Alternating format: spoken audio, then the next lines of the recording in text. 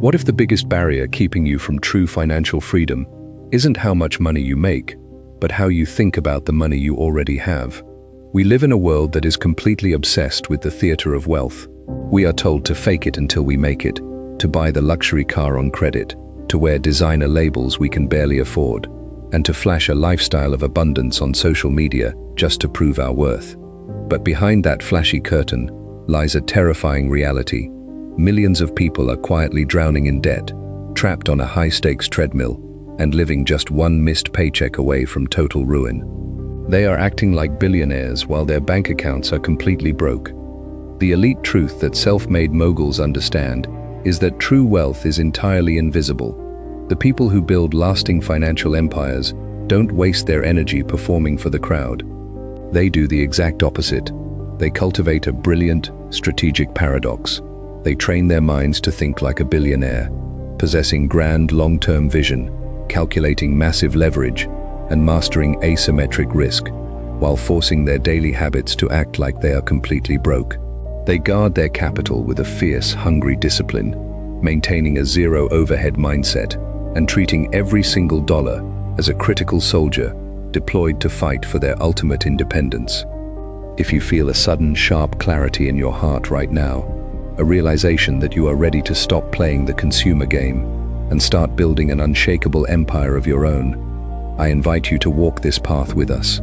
If you want to master this psychological blueprint and unlock the hidden machinery of financial sovereignty, take a moment to subscribe to this channel right now. By joining our community, you ensure you will never miss a step on this life-changing journey toward ultimate freedom.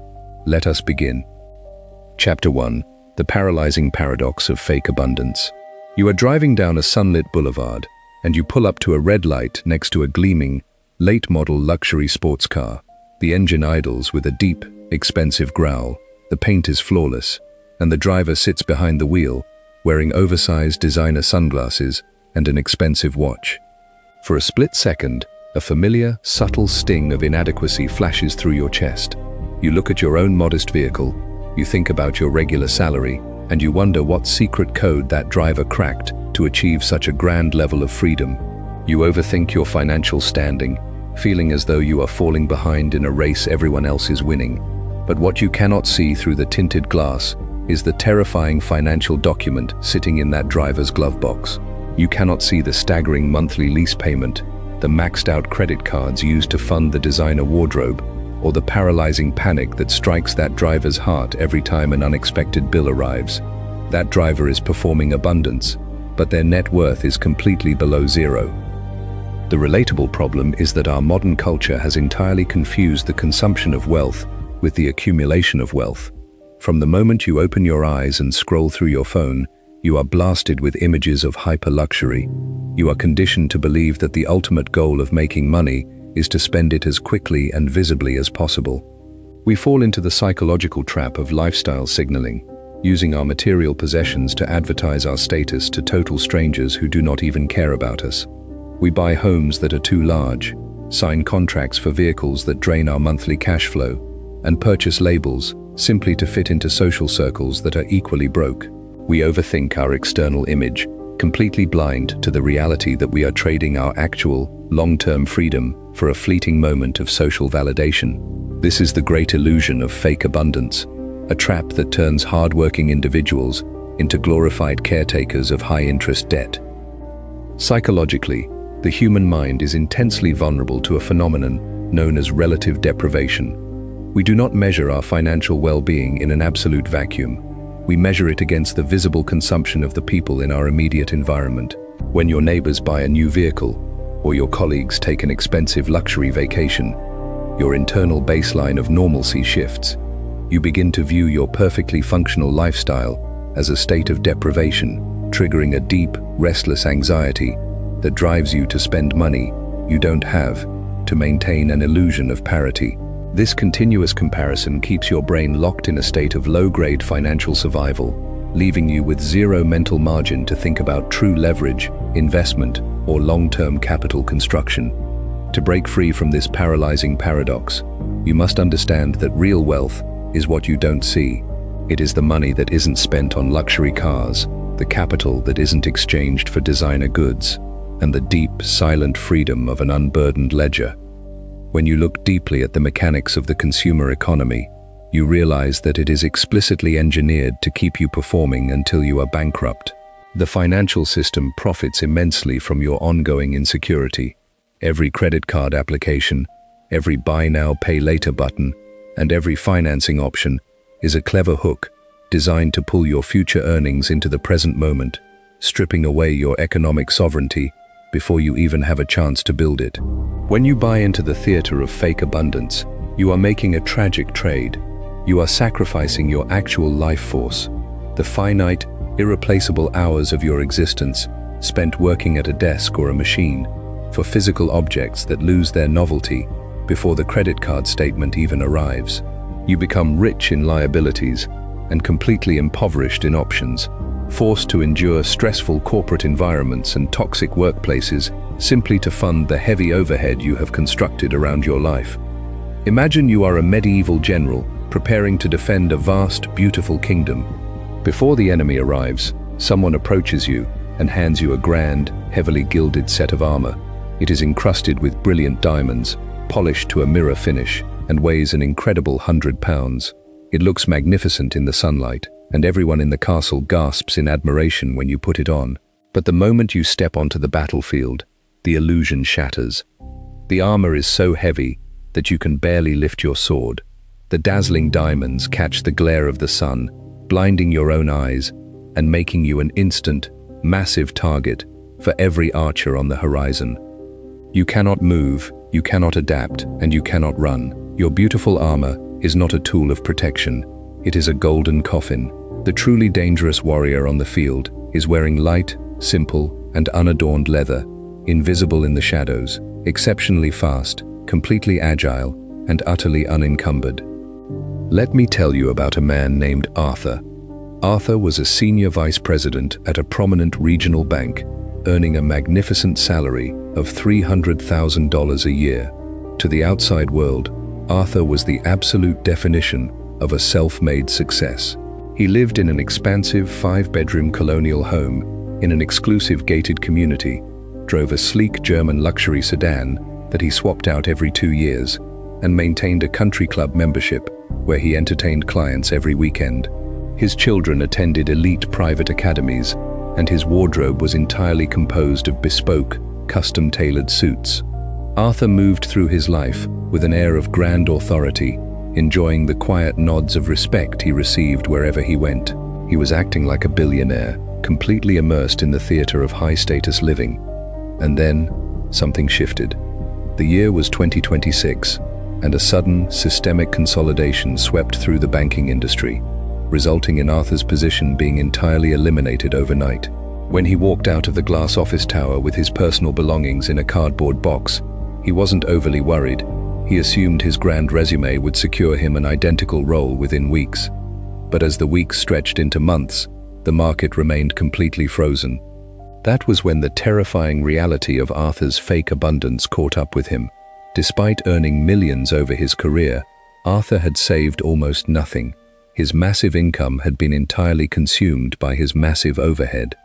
The monthly mortgage on his colonial home was $6,000. The lease on his luxury vehicle was $1,200. The private school tuitions, the country club dues, the property taxes, and the maintenance fees amounted to an absolute mountain of recurring expenses that demanded $20,000 a month just to keep the lights on. Within 90 days of losing his job, Arthur's liquid cash was completely exhausted. He began pacing his beautifully decorated living room at 3 o'clock in the morning, his heart racing with a paralyzing panic as the foreclosure notices and credit card demands began piling up on his marble countertop. He was forced to sell his luxury belongings at a massive loss, pull his children out of their schools, and watch the immaculate illusion of his life completely disintegrate.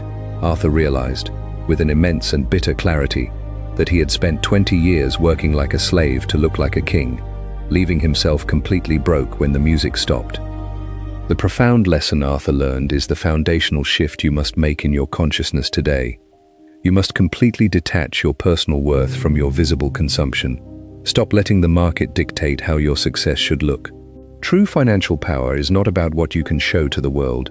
It is about how long you can survive in absolute comfort if your primary source of income completely disappeared tomorrow. When you reject the trap of fake abundance, you stop funding the profits of luxury corporations and start funding your own independence. You realize that looking broke to the outside world is the ultimate psychological armor. It keeps the parasites away, eliminates the pressure to conform, and allows you to quietly build an unshakable empire of capital in the shadows. To practice the immediate release of this fake abundance trap, look at your recurring monthly expenses today. Identify one significant item that you are paying for primarily to maintain status, fit into a specific social circle, or project an image of success that doesn't align with your true net worth. It could be an expensive gym membership you rarely use, a premium subscription tier you don't need, or an upscale habit that drains your cash flow. Cancel it immediately. Take that freed up capital and move it into a separate account that you explicitly designate as your sovereignty fund. And then, something will shift. You will feel a sudden, physical sensation of lightness in your chest as you delete that liability from your ledger. You will realize that the world does not fall apart when you step off the status treadmill, and you will find a deep, quiet power in knowing that your money is finally working for your future freedom, rather than someone else's current profit. You will look at your bank account not as a score to show off, but as a silent reservoir of strength. In the next chapter, we will look directly into the opposite side of this psychological coin, the zero overhead mindset of the self-made mogul, and what it truly means to act like you are broke when your mind is entirely set on billions. Chapter 2. The zero overhead mindset of the self-made mogul. You are walking into a small, unpretentious diner on the outskirts of an industrial town. The floors are worn linoleum, the booths are patched vinyl, and the air smells of simple coffee and fried eggs. Sitting in the corner booth is an elderly man wearing a faded flannel shirt, regular work jeans, and a pair of scuffed boots that have seen years of service. He is checking a simple digital watch and reading a printed financial report with a cheap plastic pen. If you walked past him on the street, you wouldn't give him a second glance. You might assume he is a retired mechanic or a local laborer living on a fixed pension. But this man quietly owns 3 of the largest manufacturing logistics companies in the state, holds a massive portfolio of commercial real estate, and has a liquid net worth that stretches deep into the 9 figures. He has a mind that thinks like a billionaire, but his daily life operates as if he were completely broke. This is the zero overhead mindset, and it is the ultimate secret weapon of financial sovereignty. The relatable problem is that we have been conditioned to believe that as our income increases, our lifestyle must automatically expand to match it. This is the silent killer, known as lifestyle creep. The moment you receive a raise, a bonus, or a windfall, your mind immediately begins scanning the environment for ways to deploy that money into comfort and convenience.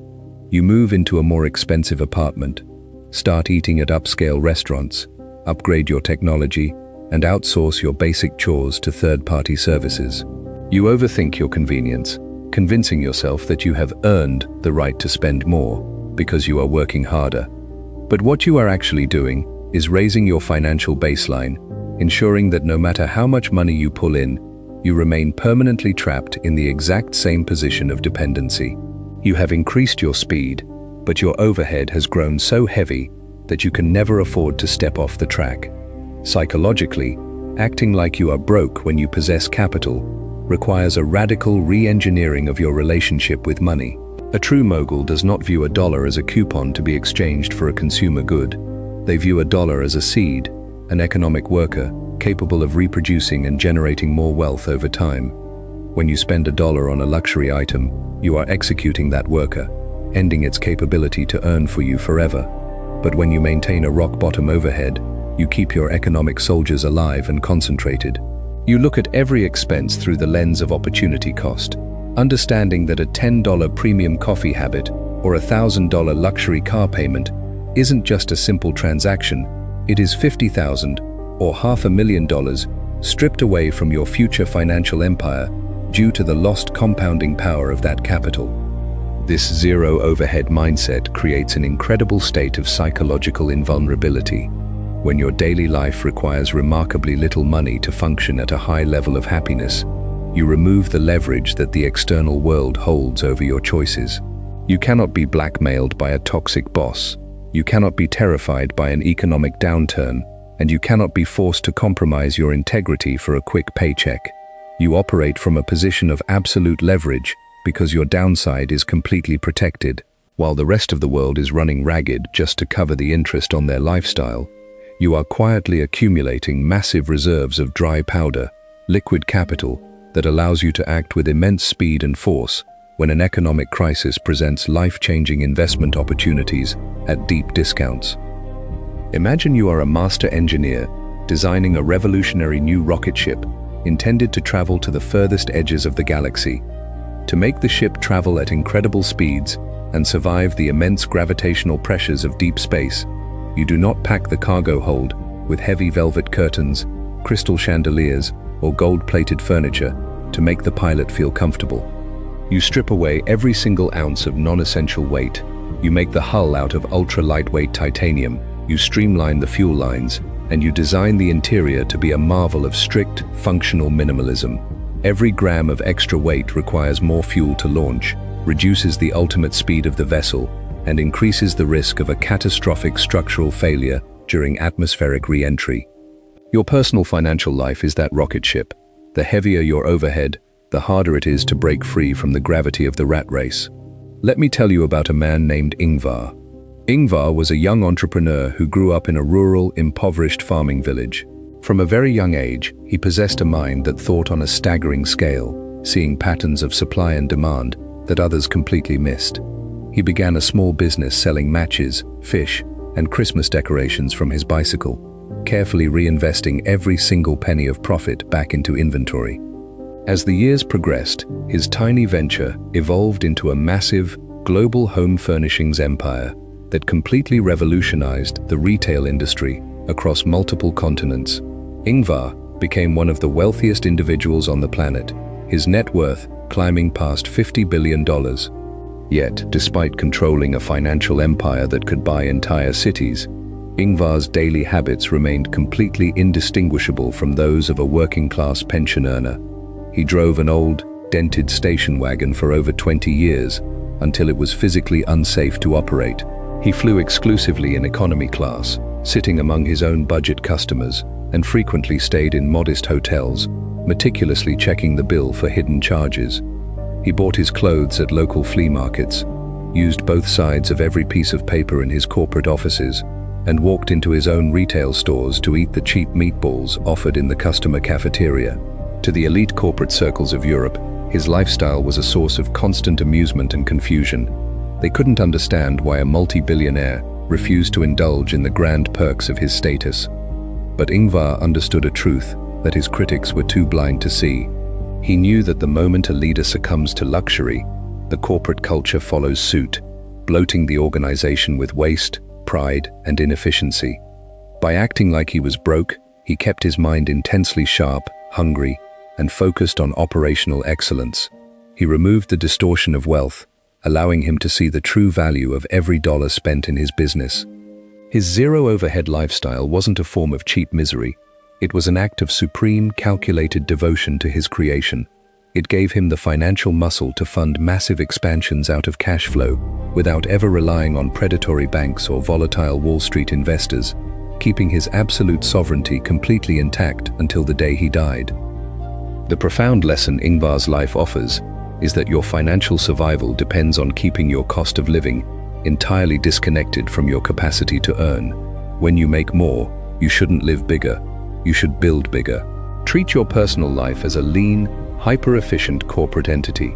Minimize your liabilities, maximize your liquidity, and learn to find a deep, intellectual joy in your efficiency, rather than a shallow, sensory pleasure in your consumption. When you master this mindset, you stop being a target for the consumer trap and become a predator in the financial ecosystem, ready to deploy your concentrated capital when the market panics. To practice this zero-overhead protocol immediately, audit your financial life today and implement what we call the broke baseline. For the next 30 days, challenge yourself to live entirely on the absolute minimum amount of money required to cover your basic survival, rent, utilities, and simple whole groceries. Eliminate all dining out, all paid entertainment, and all convenience purchases. Force yourself to walk, use public transport, or cook every meal from scratch as if you had zero balance in your bank account. Take the difference between your actual income and this broke baseline and immediately lock it away in an untouchable investment vehicle. And then, something will shift. You will discover that your fundamental happiness, your laughter, and your mental clarity do not drop when you strip away the expensive layers of convenience. You will find that your mind becomes incredibly resourceful, finding creative, free solutions to problems you used to solve by throwing money at them. You will look at your rising cash reserves with a profound sense of security, knowing that you have built a lean, agile financial machine capable of surviving any storm while positioning you to build a legacy of true billionaire wealth. Chapter 3: The Architecture of the Wealth-Generating Asset. You are sitting at your kitchen table on a quiet weekend morning, reviewing your financial statements. For years, you have followed the traditional path laid out by society. You saved for a down payment, bought a comfortable house in a pleasant neighborhood, and filled it with nice furniture, a large television, and a modern kitchen appliance package. You view your home as your greatest financial milestone, a rock-solid investment that anchors your net worth. But as you look closely at the numbers, you begin to trace a silent, relentless drain on your capital. Every single month, without fail, money flows out of your account to cover the mortgage interest, the property taxes, the insurance premiums, the neighborhood association dues, and the endless repair costs. You are overthinking your security, realizing that this property is completely dependent on your ongoing labor to survive. This chapter is about learning to look at your ledger through the eyes of a billionaire, shifting your focus entirely from pretty liabilities to raw, wealth-generating assets. The relatable problem is that the middle-class mind has been profoundly misled about what constitutes a true asset. We have been trained by banks and real estate corporations to believe that anything of high value, your primary residence, your personal vehicle, or your collection of fine jewelry, belongs on the positive side of your financial balance sheet. But a self-made mogul operates on a much stricter definition. If an item does not actively put money into your pocket every month, it is not an asset, it is a liability. We fall into the trap of tying up our liquid cash in dead equity, convincing ourselves that our expensive homes are growing our wealth, while ignoring the staggering opportunity cost of that locked-up capital. We overthink our comfort, building massive monuments to our consumer ego before we have built the financial engine required to sustain them. Psychologically, the acquisition of non-productive assets is often driven by a deep-seated need for certainty and visible achievement. When you purchase a piece of property or a luxury item, it gives you a tangible, physical manifestation of your hard work. You can touch the walls, show the space to your friends, and feel a temporary sense of arrival. But this physical comfort is an economic illusion. True wealth-generating assets, such as cash-flowing real estate, business equity, intellectual property, or diversified paper portfolios, are often completely invisible and intensely boring to the untrained eye. They do not look impressive at a dinner party, and they do not provide an immediate ego boost. To think like a billionaire, you must develop an intellectual appreciation for the unseen machinery of compounding returns, learning to love the silent, automatic flow of passive revenue far more than the visual flash of material possessions. When you shift your focus to building true assets, you begin to understand the critical concept of velocity and leverage. A billionaire does not look at $100,000 as an amount to be saved or spent on a luxury lifestyle. They look at it as an economic engine capable of controlling $500,000 worth of revenue-producing property or funding a scalable business venture.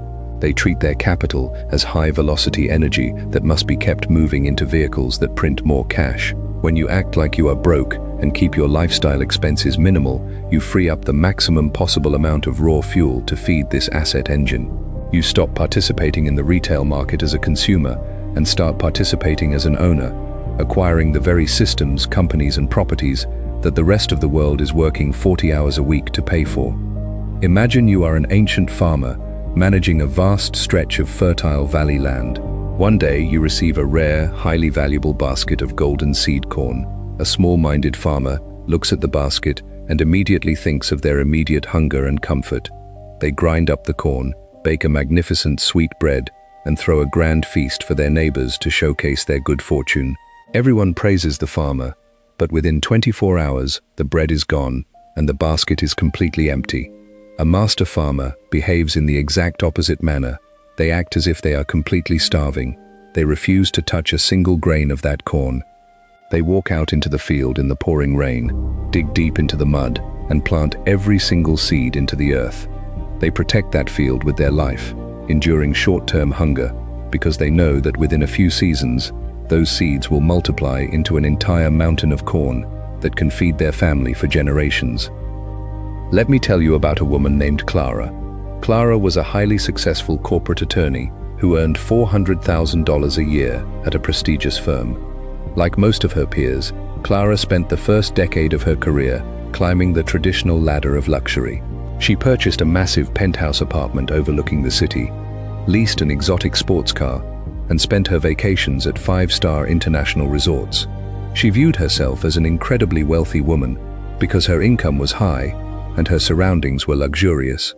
She was acting like a billionaire on the outside, but her actual net worth was remarkably fragile, entirely dependent on her billing 80 hours a week to the law firm. And then, something shifted. Clara was assigned to represent a low-profile, quietly dressed client named Henry in a major commercial real estate transaction. Henry arrived at the office wearing an old, unironed shirt and driving a battered economy car that looked 15 years old. Yet, as Clara reviewed the financial disclosures for the deal, her jaw dropped. Henry quietly owned a portfolio of over 2,000 modest apartment units, several suburban shopping plazas, and a massive stake in a regional logistics firm. His passive, automated cash flow amounted to over $3 million a year, completely independent of his personal labor. Henry didn't have a job, he didn't have an audience, and he didn't have a single luxury liability on his ledger. He was a true billionaire in mind, acting completely broke in his daily life. Clara looked at the contrast between her life and Henry's and felt a profound sense of intellectual shame. She realized that she was nothing but a highly paid migrant worker in the corporate ecosystem, trading her limited time for depreciating consumer items, while Henry was a sovereign emperor of assets. That very week, Clara made a radical structural pivot. She sold her luxury penthouse, moved into a modest, low-overhead rental apartment, and returned her exotic sports car. She took the massive influx of liquid capital, combined it with 80% of her monthly salary, and began aggressively purchasing small, boring, cash-flowing multifamily properties in working-class neighborhoods. Clara stopped looking at fashion magazines and started analyzing cap rates, net operating income, and cash-on-cash returns. For 3 years, her colleagues whispered that she was experiencing a personal crisis or financial ruin because she no longer wore designer labels or drove a luxury vehicle. But Clara didn't care about their whispers. She was acting like she was broke because she was intensely focused on her asset engine. By the year 2026, Clara's portfolio of modest rental properties generated enough automated, passive cash flow to completely replace her corporate salary.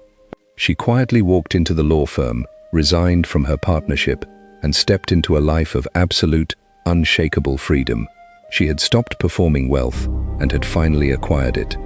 The vital lesson Clara learned from Henry is the exact framework you must deploy today. Your primary financial goal should not be to increase your income to fund a bigger lifestyle. It must be to build a self-sustaining army of assets that can fund your life automatically. Every dollar you earn must be evaluated by its capacity to buy productive cash flow. When you live simply and keep your overhead low, you gain the supreme luxury of patience, allowing your investments to compound quietly in the background without being forced to liquidate them to cover personal emergencies or consumer debts. To implement this asset-first framework immediately, redefine your personal balance sheet today. Take a blank sheet of paper and draw a line down the middle. On the left side, list your true assets, things that actively pay you cash every month, stocks that pay dividends, rental properties with positive cash flow, or automated business revenue. On the right side, list your liabilities, things that cost you money every month, your mortgage, car loans, credit card balances, and high-end subscriptions. Strip away the emotional valuations of your personal belongings. Face the cold, hard numbers of your ledger with total candor. And then, something will shift. You will see with absolute clarity where your leaks are occurring, and your mind will instantly drop the desire to buy more decorative liabilities. You will feel a powerful, strategic hunger to grow the asset side of your ledger, treating every single dollar as an invaluable soldier that must be deployed to purchase your permanent freedom. You will begin to find immense satisfaction in watching your passive income grow, stepping onto a definitive path toward building an unshakable financial empire. Chapter 4: The Strategic Arbitrage of Asymmetric Risk. You are standing in the quiet gallery of a high-end auction house, watching sophisticated investors bid on rare assets. The room is calm, the movements are calculated, and there is an absolute absence of frantic shouting or emotional panic. You notice that the most successful players in the room do not place big, emotional bets on speculative trends. They move only when they have identified a massive imbalance between the potential downside and the ultimate upside. They are operating on the elite principle of asymmetric risk, the billionaire strategy of entering situations where the cost of being wrong is remarkably small, while the reward for being right is unimaginably large. You are overthinking your investments, believing that to build a fortune, you must take massive, terrifying gambles with your hard-earned capital. This chapter is about mastering the art of financial arbitrage and learning how to protect your capital like a broke survivor while positioning your mind for billionaire returns. The relatable problem is that the average person has been systematically conditioned to believe that high returns always require high risks. This is a highly dangerous lie propagated by the gambling operators of modern Wall Street and speculative cryptocurrency markets. We are told that to build wealth quickly, we must plunge our life savings into volatile, highly leveraged instruments, option trading, or trendy tech stocks at the absolute peak of the market cycle. We fall into the trap of financial desperation, hoping that a single lucky strike will liberate us from our economic anxiety. We overthink the market movements, staying glued to flashing charts and news alerts, turning our investment strategy into a high-stress emotional roller coaster that leaves us financially devastated and mentally exhausted. Psychologically, the average investor is driven by two competing, unrefined emotions: fear and greed. When the market is booming, greed takes over, causing people to buy overvalued assets out of a fear of missing out. When the market inevitably crashes, fear takes over, driving them to liquidate their holdings at the absolute worst possible moment to preserve what little they have left. A billionaire operates completely outside this emotional spectrum. They look at risk through a mathematical lens, focusing first and foremost on the total preservation of their principal capital. They act like they are broke by treating every single dollar of their downside as a fatal wound that must be avoided at all costs. They do not enter a venture unless the game is fundamentally rigged in their favor, where their maximum loss is strictly capped, while their maximum gain is theoretically infinite. To master the strategy of asymmetric risk, you must become an expert in market inefficiencies and capital preservation. This means you stop chasing the public crowds and start looking for situations where assets are selling at deep discounts to their intrinsic value due to temporary market panic, forced liquidations, or operational complexity. When you maintain a zero-overhead lifestyle and act like you are broke, you possess the ultimate financial advantage: unlimited time. You do not have to invest today, tomorrow, or next week. You can sit quietly on your cash reserves for months or even years, watching the market wildly fluctuate, waiting patiently for the perfect, low-risk, high-return opportunity to present itself. You act only when the probability of success is overwhelmingly stacked in your favor. Imagine you are a professional coin flipper, playing a high-stakes game against a wealthy opponent. The standard rules of the world state that if the coin lands on heads, you win $1, and if it lands on tails, you lose $1. That is a symmetric 50-50 bet, an operational gamble that will eventually grind your capital down to nothing through transaction fees and bad luck. Now, imagine you discover a unique flaw in the game, an opponent who is so desperate for liquidity that they offer you a completely different set of terms. If the coin lands on tails, you only lose 10 cents. But if it lands on heads, you win $10. You do not know what the next individual flip will be, but you know with absolute mathematical certainty that if you play that specific game 10 times, you will become immensely wealthy. A billionaire only plays when the coin is flipped on those exact terms. Let me tell you about a man named Monish. Monish was a young technology consultant who possessed an incredibly sharp, analytical mind. He had built a modest software company through sheer grit, but he realized that the true creation of immense wealth didn't lie in operational labor. It lay in the strategic allocation of capital. He began studying the investment frameworks of the world's greatest self-made billionaires, looking for the underlying code that allowed them to accumulate massive empires without ever experiencing catastrophic losses. He discovered a simple, unyielding mantra that redefined his entire financial reality. Heads I win, tails I don't lose much. Monish took his entire modest life savings and looked for a classic asymmetric arbitrage opportunity.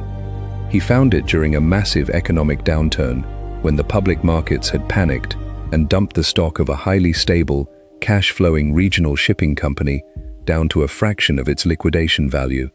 The company held more cash in its bank account than its entire stock market valuation, and it had zero debt. If the company went completely bankrupt tomorrow and sold its ships for scrap metal, Monish would still double his money. If the economy stabilized even slightly, he would make a fortune. The downside was completely non-existent, while the upside was massive. While the rest of the world was frantically panicking and hoarding their money, Monish acted with absolute, quiet precision. He deployed his entire capital reserve into that single, unyielding asymmetric bet. He didn't check the stock prices every hour.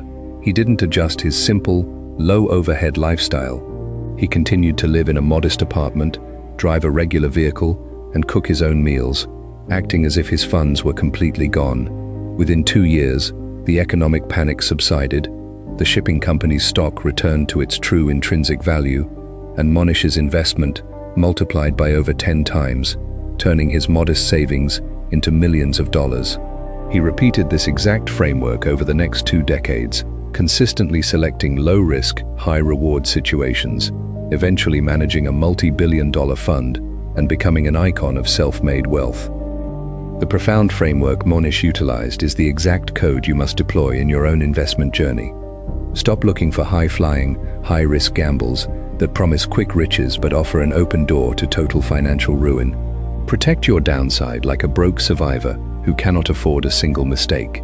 Look for simple, unglamorous businesses, real estate properties, or career opportunities where the structural configuration protects you from catastrophic loss while leaving an open window for massive, exponential gains. When you combine this asymmetric framework with a zero-overhead lifestyle, your financial independence becomes a mathematical certainty over time. To practice the identification of asymmetric opportunities immediately, evaluate your current career, side business, or investment portfolio today. Look closely for your areas of highest vulnerability, where a single mistake, a sudden shift in the market, or an unexpected emergency could completely wipe out your progress. Strip away your optimistic projections and focus entirely on the worst-case scenario. Work to systematically cap that downside. Establish legal structures to protect your personal assets. Diversify away from single points of failure and maintain deep cash reserves. And then, something will shift. You will feel an immense, unshakable sense of confidence take root in your mind. You will stop experiencing the frantic anxiety of the speculative market because you know that your baseline is completely secure. You will look at financial opportunities not with the eyes of a desperate gambler, but with the cold, calculating precision of a billionaire strategist. You will patiently wait for the perfect, low-risk, high-return alignment, moving forward to build a legacy of true, permanent freedom. Chapter 5. The Velocity of Unseen Capital. You are sitting in a sleek, glass-walled conference room, high above the bustling streets of a financial capital. Across from you sits a corporate advisor, reviewing a pile of documents that detail your monthly income, your personal taxes, and your business expenditures. As your eyes drift down the spreadsheet, you see massive percentages of your hard-earned revenue being color-coded in red, routed away automatically to satisfy corporate taxes, local levies, and income brackets. You feel a sudden, sharp frustration in your chest. You are working 80 hours a week, yet it feels like you are pulling a heavy sled up a steep hill, with the system taking its share before you even have a chance to touch the remaining capital. You are overthinking your gross income, believing that the key to reaching a billionaire status is simply making a larger number on your pay stub. This chapter is about mastering the velocity of unseen capital, shifting your focus from taxable income to tax-advantaged wealth, and learning how to route your funds like an elite entity. The relatable problem is that the working class and the middle class have been trained to play a financial game that is fundamentally rigged against them. We are taught to focus entirely on increasing our earned income, our salaries, our hourly wages, or our basic bonuses. But in the modern economic structure, earned income is the highest taxed asset on earth, often stripped of up to 40 or 50% of its value before it ever hits a bank account. We fall into the trap of overthinking our gross salary, celebrating a major promotion or a new contract, while ignoring the silent tax leak that occurs in the background. We pull more water into our bucket, completely blind to the massive hole at the bottom. This systematic drain keeps hard-working individuals trapped in a state of ongoing financial survival, forced to run faster on the treadmill just to keep their net returns from falling behind inflation. Psychologically, the average person views taxes and corporate structuring as a boring, overly complex administrative chore to be outsourced to an accountant once a year. They treat their personal finances like a single individual entity, receiving money, paying taxes, and spending what remains on consumer conveniences. But a billionaire thinks about capital through a completely different paradigm. They do not view themselves as an individual. They view themselves as a sovereign collection of legal frameworks, corporations, trusts, and asset pools. They understand that the tax code is not a penalty book. It is a master instruction manual written by the government to incentivize specific economic behaviors like building businesses, creating housing, and investing in domestic energy production. When you act like you are broke on a personal level, while thinking like a billionaire structurally, you learn to shield your capital from the high-velocity drain of regular income taxes, allowing your money to compound in its purest, unhindered form. To master this flow of unseen capital, you must learn to completely divorce your personal consumption from your structural revenue.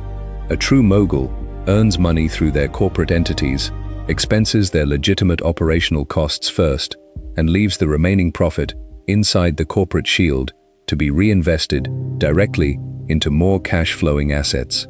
They personally take a remarkably small salary, appearing completely broke on paper to the traditional credit bureaus and tax agencies, while controlling millions of dollars of high-velocity assets inside their structural fortress. They understand that true wealth is found in control, not ownership. You do not need to personally own a luxury asset or receive a massive individual payout to utilize economic leverage. You merely need to control the corporate infrastructure that manages it. Imagine you are a master water engineer, tasked with bringing a massive supply of fresh water from an alpine lake down to a dry agricultural valley miles away. If you try to transport the water by scooping it up in open wooden buckets and carrying it down the mountain by hand, you will lose over half the volume to evaporation, spills, and leaks along the way. The effort is exhausting, and the returns are devastatingly small. A billionaire engineer does not carry buckets. They step back and build a sealed, highly sophisticated pipeline system made of steel. The pipeline is perfectly insulated, fitted with precise valves, and routed through tax-advantaged channels that completely eliminate friction. The water moves through the system at incredible velocity, arriving at the destination with zero volume lost along the way. Your corporate structure is that steel pipeline. Let me tell you about a woman named Vivienne. Vivienne was a brilliant independent software architect who built a highly specialized data security consulting firm. Within 3 years, her business grew exponentially, pulling in $700,000 a year in revenue. Vivienne was thrilled with her success. She immediately increased her personal draw, moved into an upscale downtown penthouse, and began living the high-status lifestyle of an elite tech executive. She assumed she was on the definitive path to billionaire wealth because her business was booming. And then, the reality of the tax system caught up with her.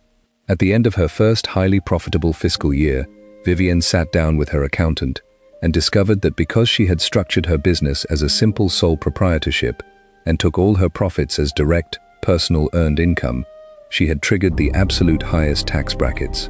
Over $300,000 of her hard-earned revenue was wiped out instantly by income tax, self-employment tax, and local surcharges. Her luxury lifestyle expenses, the expensive penthouse rental, the luxury car lease, the fine dining, had been paid for with after-tax dollars, meaning she had to earn over $2 in revenue just to spend $1 on her lifestyle.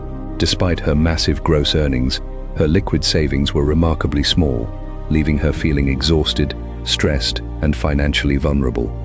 Vivian realized with a profound clarity that she was working as a glorified tax collector for the state, running her business with an incredibly inefficient bucket system.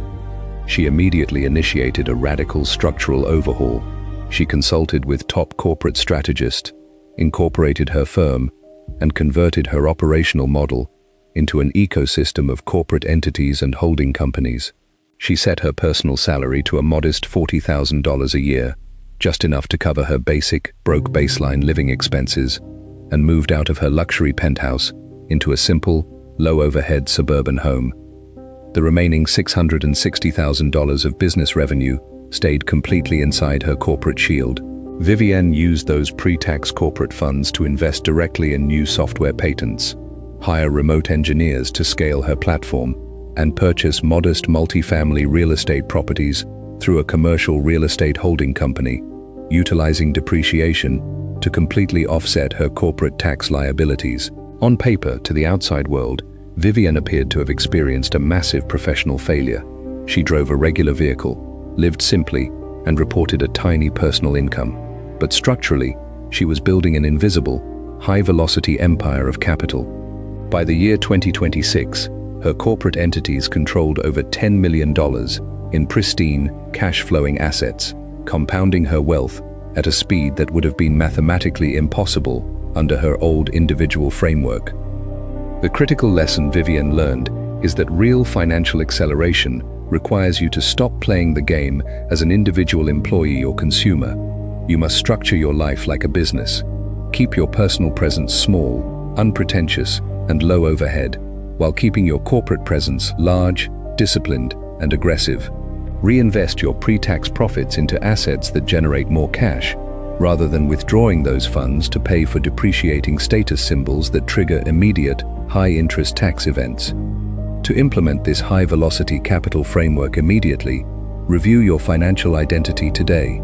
If you do not already have a separate legal structure for your side business, your freelance work, or your investment activities, begin the process of researching and setting up a proper corporate entity, such as an LLC or an S corporation, depending on your local regulations.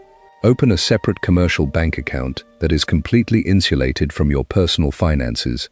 Treat every dollar that flows into that business account as untouchable corporate fuel designed for reinvestment. And then, something will shift. You will look at your financial life through the eyes of a sovereign corporate architect, rather than a reactive consumer.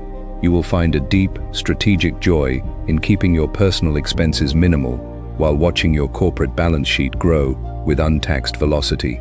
You will step off the high-tax treadmill of earned income and enter the elite realm of capital compounding, building a quiet, invisible fortress of true billionaire wealth that stands secure against any economic storm. Chapter 6. The Elite Art of Selective Deprivation. You are standing in the middle of a massive, crowded electronics convention, surrounded by flashing neon displays, booming surround sound systems, and the eager murmurs of thousands of consumers lining up to touch the latest, cutting-edge technology. Everywhere you look, people are swiping their cards to purchase upgraded devices, smart appliances, and digital tools that promise to make their lives infinitely easier, faster, and more connected. You feel a sudden, familiar pull in your brain, a subtle voice telling you that if you just purchased that new model, your daily workflow would become a masterpiece of efficiency. But you catch the impulse, take a slow step back, and look at the sea of consumers with a quiet, objective clarity, you realize that this urgent need for continuous upgrade is a manufactured psychological disease. You choose to turn around and walk out of the hall with your 10-year-old laptop tucked safely inside your simple canvas bag. This chapter is about mastering the elite art of selective deprivation and discovering the ultimate power of structural underconsumption. The relatable problem is that we live in a society that treats comfort as a basic human right and luxury as an immediate necessity. We have become a profoundly soft, hypersensitive culture that cannot tolerate a single moment of friction, delay, or mechanical inconvenience. If a web page takes 3 seconds to load, we experience irritation. If our car does not feature heated seats, we feel deprived. If we have to cook a meal from scratch after a long day at work, we view it as a personal hardship. We overthink our convenience, constantly throwing money at small daily frustrations to buy a temporary sense of ease. We buy newer vehicles, subscribe to endless delivery services, and upgrade our living spaces to avoid the slightest physical discomfort. But what we fail to see is that this relentless pursuit of convenience is quietly castrating our financial capacity, grinding our investment capital down to zero to pay for a lifestyle that makes us mentally and physically weak. Psychologically, our obsession with convenience is rooted in a phenomenon known as habituation. When you upgrade your lifestyle to a new level of comfort, whether it is flying business class, ordering premium meal deliveries, or living in a luxury high-rise, your brain quickly establishes that new level as your absolute baseline of normalcy. The initial rush of pleasure disappears within weeks, but the cost of maintaining that baseline remains permanently fixed on your ledger. You cannot go backward without experiencing a sharp, emotional sense of loss and failure. You have effectively turned a luxury into a dependency, making yourself an economic hostage to your own comfort. A billionaire who acts like they are broke understands that the only way to maintain absolute financial sovereignty is to deliberately cultivate a high tolerance for inconvenience, practicing selective deprivation to keep their mental edge sharp and their capital concentrated. When you practice selective deprivation, you are performing a radical act of psychological warfare against the consumer economy. You are proving to your own mind that your happiness, your intelligence, and your personal power are completely independent of your material surroundings. You learn to find a deep, masculine satisfaction in outworking, outlasting, and outperforming people who rely on expensive tools and luxurious environments to function. You keep your technology until it physically breaks down, you drive your vehicle until the engine cannot be repaired, and you live in spaces that are significantly smaller than your income could afford. You underconsume systematically, not because you lack the funds to buy more, but because you possess the grand, billionaire vision to understand that every dollar saved from the dumpster of convenience is a dollar that can be weaponized to seize control of a market asset. Imagine you are a legendary Spartan warrior, training for a critical campaign that will determine the survival of your city. To prepare your body and mind for the realities of the battlefield, you do not sleep on a soft goose-down mattress, eat rich cakes, or bathe in warm, perfumed waters every evening. You sleep on the hard, bare ground under the stars. You eat simple, rough rations that provide pure sustenance without luxury. You train in the blazing heat and the freezing rain without a single complaint. When you finally march onto the battlefield, you are completely invincible. You do not care about the weather, you do not care about the terrain, and you are not terrified of hardship. The enemy army, accustomed to the soft comforts of their palaces, looks at your lean, disciplined ranks and freezes with absolute terror. Your financial life is that Spartan training camp. Let me tell you about a man named Charlie. Charlie was a brilliant financial analyst who spent his career working alongside some of the most prominent investors on Wall Street. He had an intellectual capacity that was nothing short of legendary, capable of deconstructing complex corporate balance sheets in his head within minutes. His investments were so phenomenally successful that his personal wealth climbed into the hundreds of millions of dollars, making him a true titan in the financial universe. He could have easily lived in a sprawling mansion in the Hamptons, flown in private jets, and surrounded himself with a small army of personal servants, chefs, and drivers. Yet, despite his immense wealth, Charlie's daily life was a masterclass in radical selective deprivation. He lived in the exact same, modest suburban house that he bought for a few $1,000s in the 1950s. He drove a regular, unpretentious American sedan that he washed himself on weekends. When he traveled for business, he walked through the airport carrying his own worn suitcase, refusing the assistance of corporate handlers. His favorite meal was a simple, cheap hamburger paired with a regular carbonated soda from a local fast food drive-thru. To the flashy, new money hedge fund managers of New York, Charlie's lifestyle looked like an eccentric form of madness.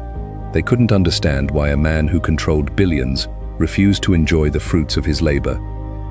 But Charlie knew that luxury was a dangerous drug that distorted a man's judgment and eroded his discipline. He understood that the moment you let your life become soft, your thinking becomes soft.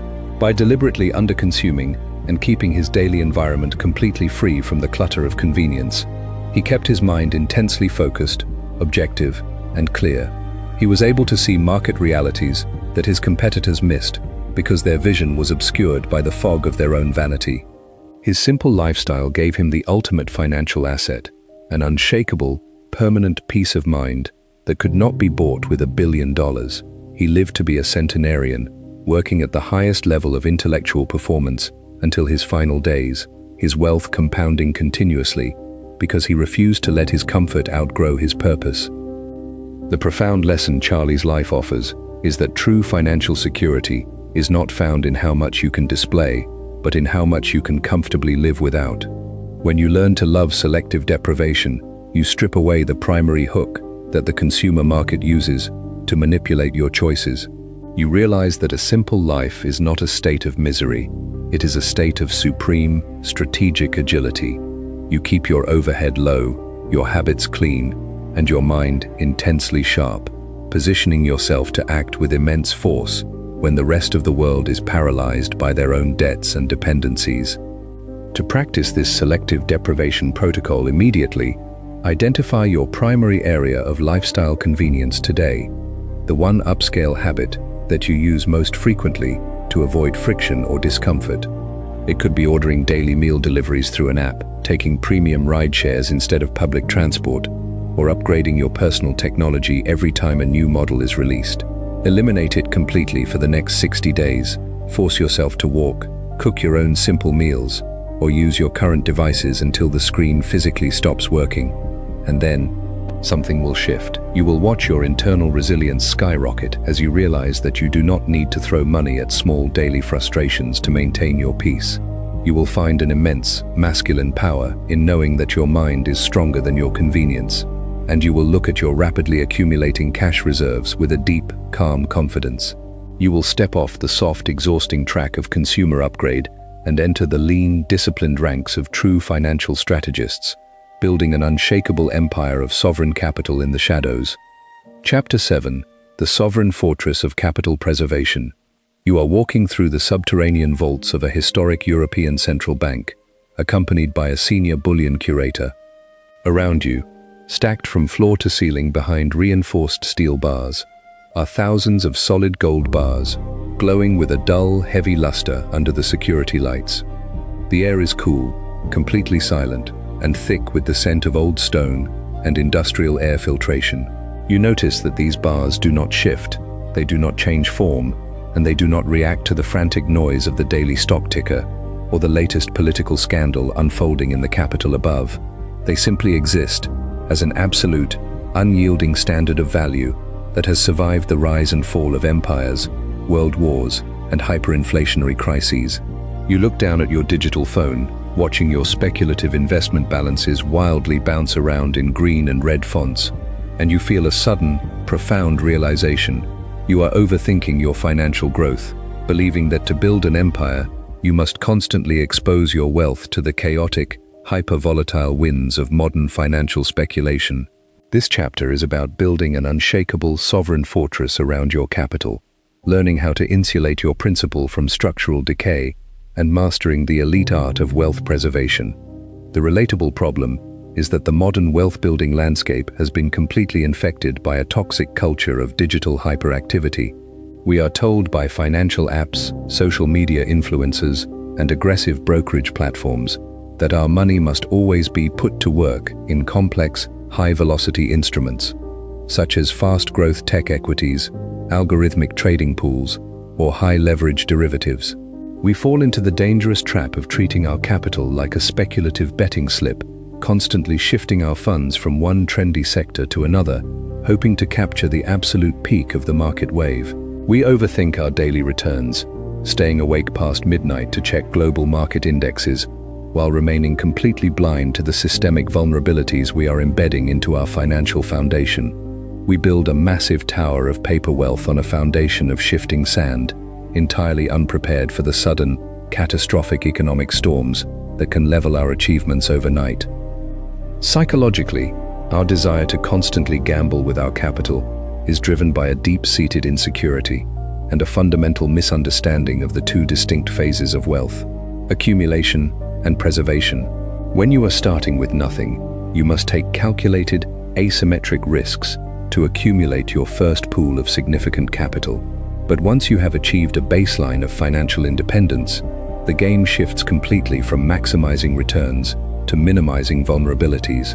A self-made billionaire operates with a healthy, paranoid respect for economic history. They know that markets are inherently cyclical, that structural collapses are inevitable, and that inflation is a silent, government-sanctioned tax that systematically erodes the purchasing power of the uneducated. They act like they are broke by fiercely protecting their baseline capital, treating their core financial reserve as a sacred, untouchable fortress that must never be risked for a few extra percentage points of speculative yield. To build a sovereign fortress around your capital, you must develop a deep appreciation for the concept of counterparty risk and true physical liquidity. Counterparty risk is the hidden probability that the institution, bank, or platform holding your assets will fail to fulfill its financial obligations when a crisis hits. A billionaire does not trust digital balance sheets blindly. They ensure that a significant portion of their wealth is held in hard, non-digital assets that possess intrinsic universal value, such as prime agricultural land, premium commercial real estate, or physical precious metals held outside the traditional banking infrastructure. They do not leave their entire fortune vulnerable to a single point of failure, a digital hack, or a sudden banking freeze. They maintain a lean, low-overhead personal lifestyle, keeping their cash reserves deep and their physical assets secure, giving them the ultimate psychological advantage of total stability during periods of global panic. Imagine you are a medieval king constructing a massive stone castle to protect your kingdom's grain reserves from seasonal droughts and foreign invaders.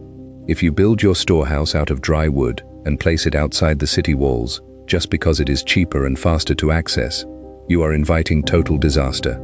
A single spark from a campfire or a minor raid by border bandits will destroy your entire survival supply within hours.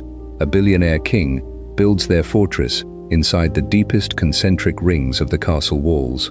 The walls are made of solid, 4-foot-thick granite blocks that have been seasoned by centuries of weather. The iron gates are reinforced with heavy oak beams, and the storehouses are buried deep underground, completely insulated from fire, rain, and siege weapons. No matter how chaotic the battlefield becomes outside the gates, the core survival engine of the kingdom remains perfectly preserved.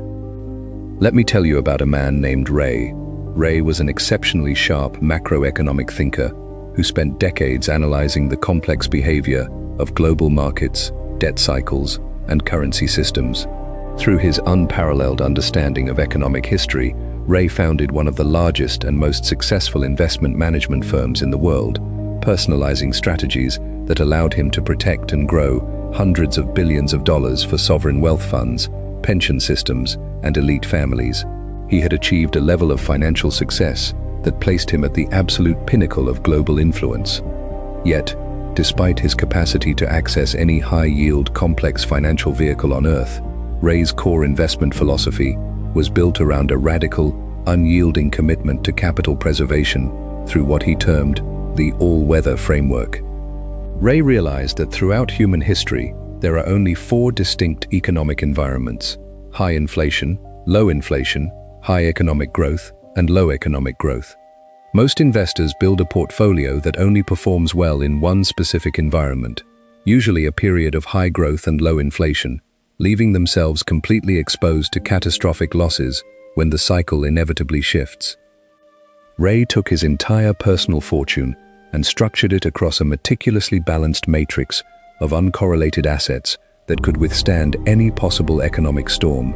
He blended global equities, long-term government bonds, inflation-protected securities, and physical gold in precise mathematical ratios designed to cancel out structural volatility.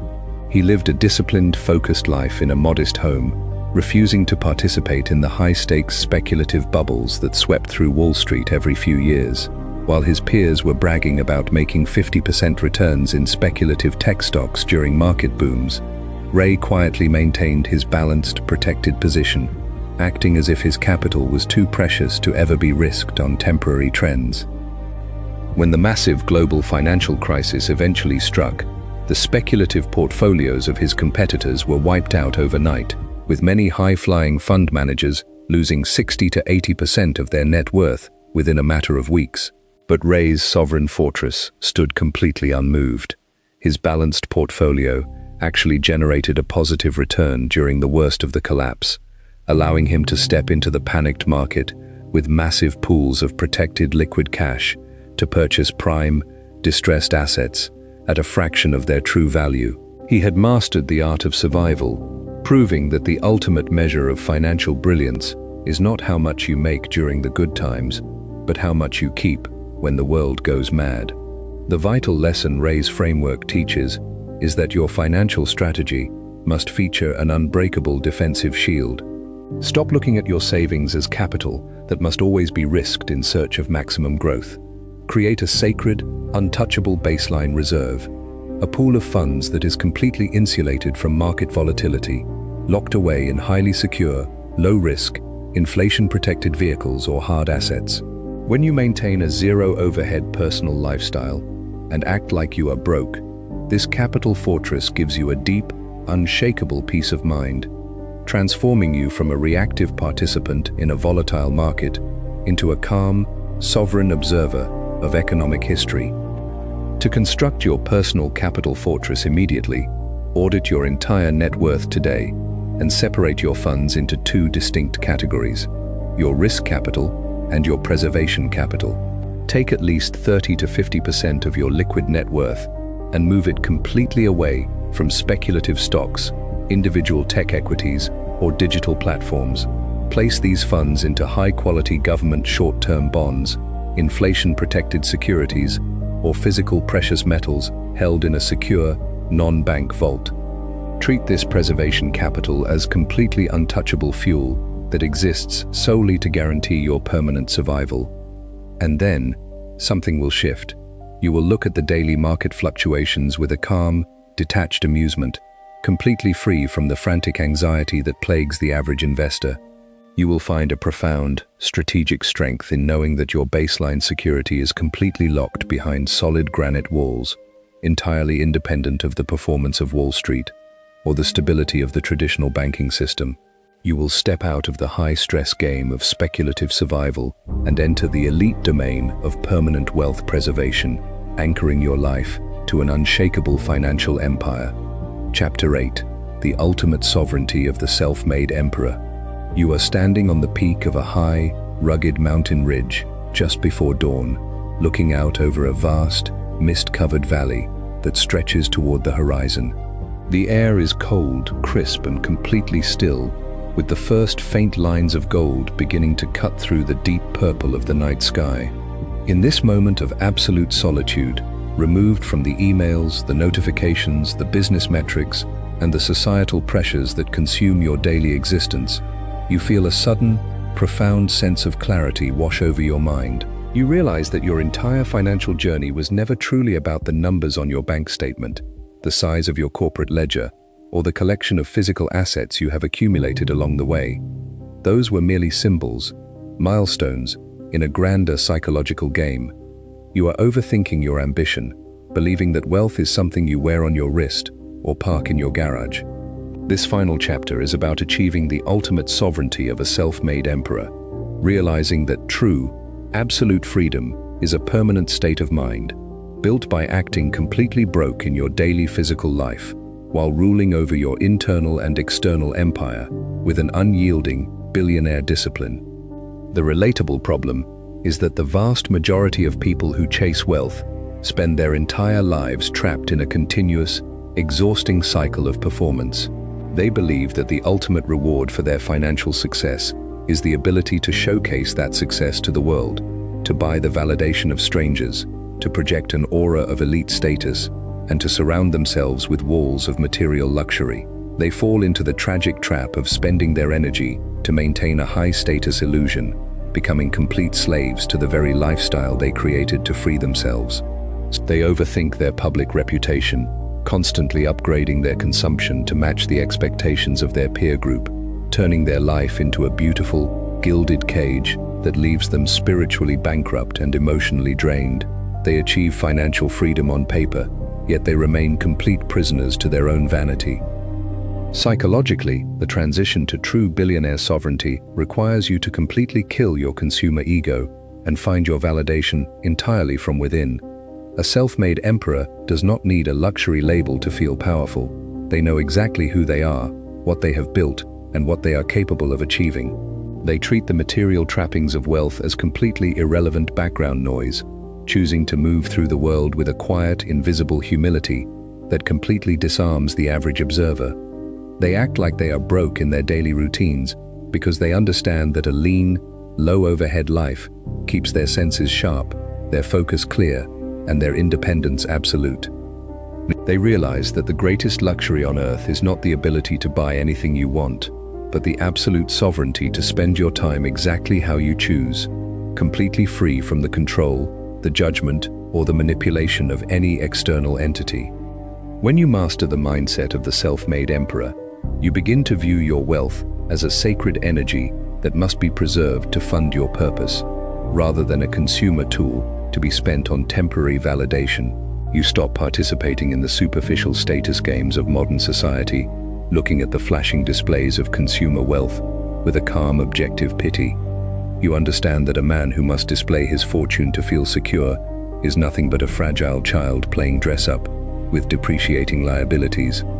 You choose instead to invest your resources into permanent freedom, building an invisible, high-velocity engine of capital that operates silently in the shadows, prints cash automatically, and allows you to walk away from any deal, any room, or any career path that does not align with your core values. You become a sovereign ruler of your own destiny. Imagine you are a legendary Roman emperor who has successfully conquered every rival territory and brought absolute peace and prosperity to your empire. You do not spend your days sitting on a golden throne in a crowded palace, dripping in heavy jewels and listening to the empty flatteries of corrupt politicians to feel powerful. You put on a simple, rough woolen toga, step out the back door of the villa completely unescorted, and walk through the public markets of the city unnoticed. You sit on a simple stone bench, eat a piece of rough bread with a few olives, and watch the world go by with a sharp, observant clarity. You know that you control the entire legionary army, that your laws govern millions of citizens, and that your wealth is unmatched.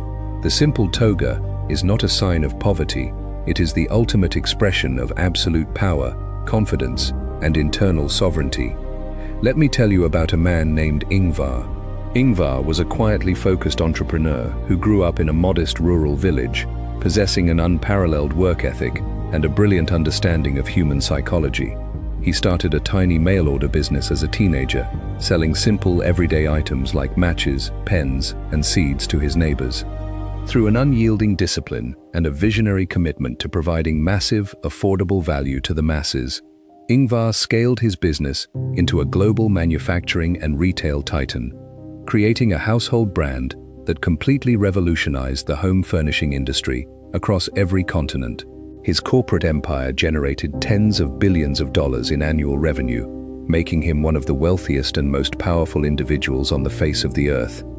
Yet, despite controlling a financial fortune that surpassed the gross domestic product of entire nations, Ingvar lived his life as a legendary symbol of radical, unpretentious selective deprivation and ultimate sovereignty. He drove an old, battered station wagon for over 2 decades, kept his hair trimmed by local village barbers, and always flew in the economy cabin alongside his everyday customers. When he traveled for global board meetings, he stayed in modest, low-cost hotels, made his own coffee in his room, and took the public transit buses rather than hiring luxury private limousines. He wore simple, unbranded clothing that he purchased from local markets, and his favorite meals were the cheap, traditional meatballs served in his own retail cafeterias. To the flashy, status-obsessed corporate elites of Europe, Ingvar's lifestyle looked like an absolute madness or a bizarre form of extreme cheapness.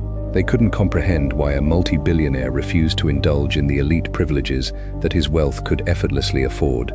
But Ingvar was not cheap. He was a sovereign emperor who completely understood the psychology of wealth. He knew that the moment an executive surrounds himself with luxury, they lose touch with reality. Their thinking becomes soft, and they build a wall of arrogance that separates them from their true purpose. By acting completely broke in his daily life, Ingvar preserved his absolute freedom, kept his corporate culture incredibly lean and competitive, and protected his mind from the corrosive poison of personal vanity. He died a sovereign titan, his massive fortune locked securely inside specialized charitable foundations to protect his legacy for generations, having proved to the world that the ultimate luxury is a life of uncompromised simplicity and absolute internal power. The definitive lesson Ingvar's legacy leaves behind is that the ultimate goal of your wealth-building journey must be the total emancipation of your mind. Stop chasing the superficial status symbols that keep you locked into the performance loop of the consumer market.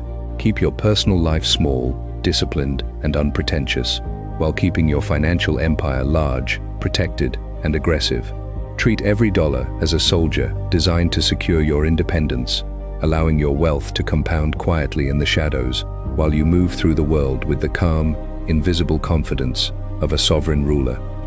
To step into the identity of the self-made emperor immediately, execute a total psychological shift in how you view your financial success today. Look at your life through a lens of absolute abundance, and deliberately choose to drop all remaining forms of material performance. Strip away the need to explain your choices, showcase your metrics, or prove your worth to anyone outside your immediate circle.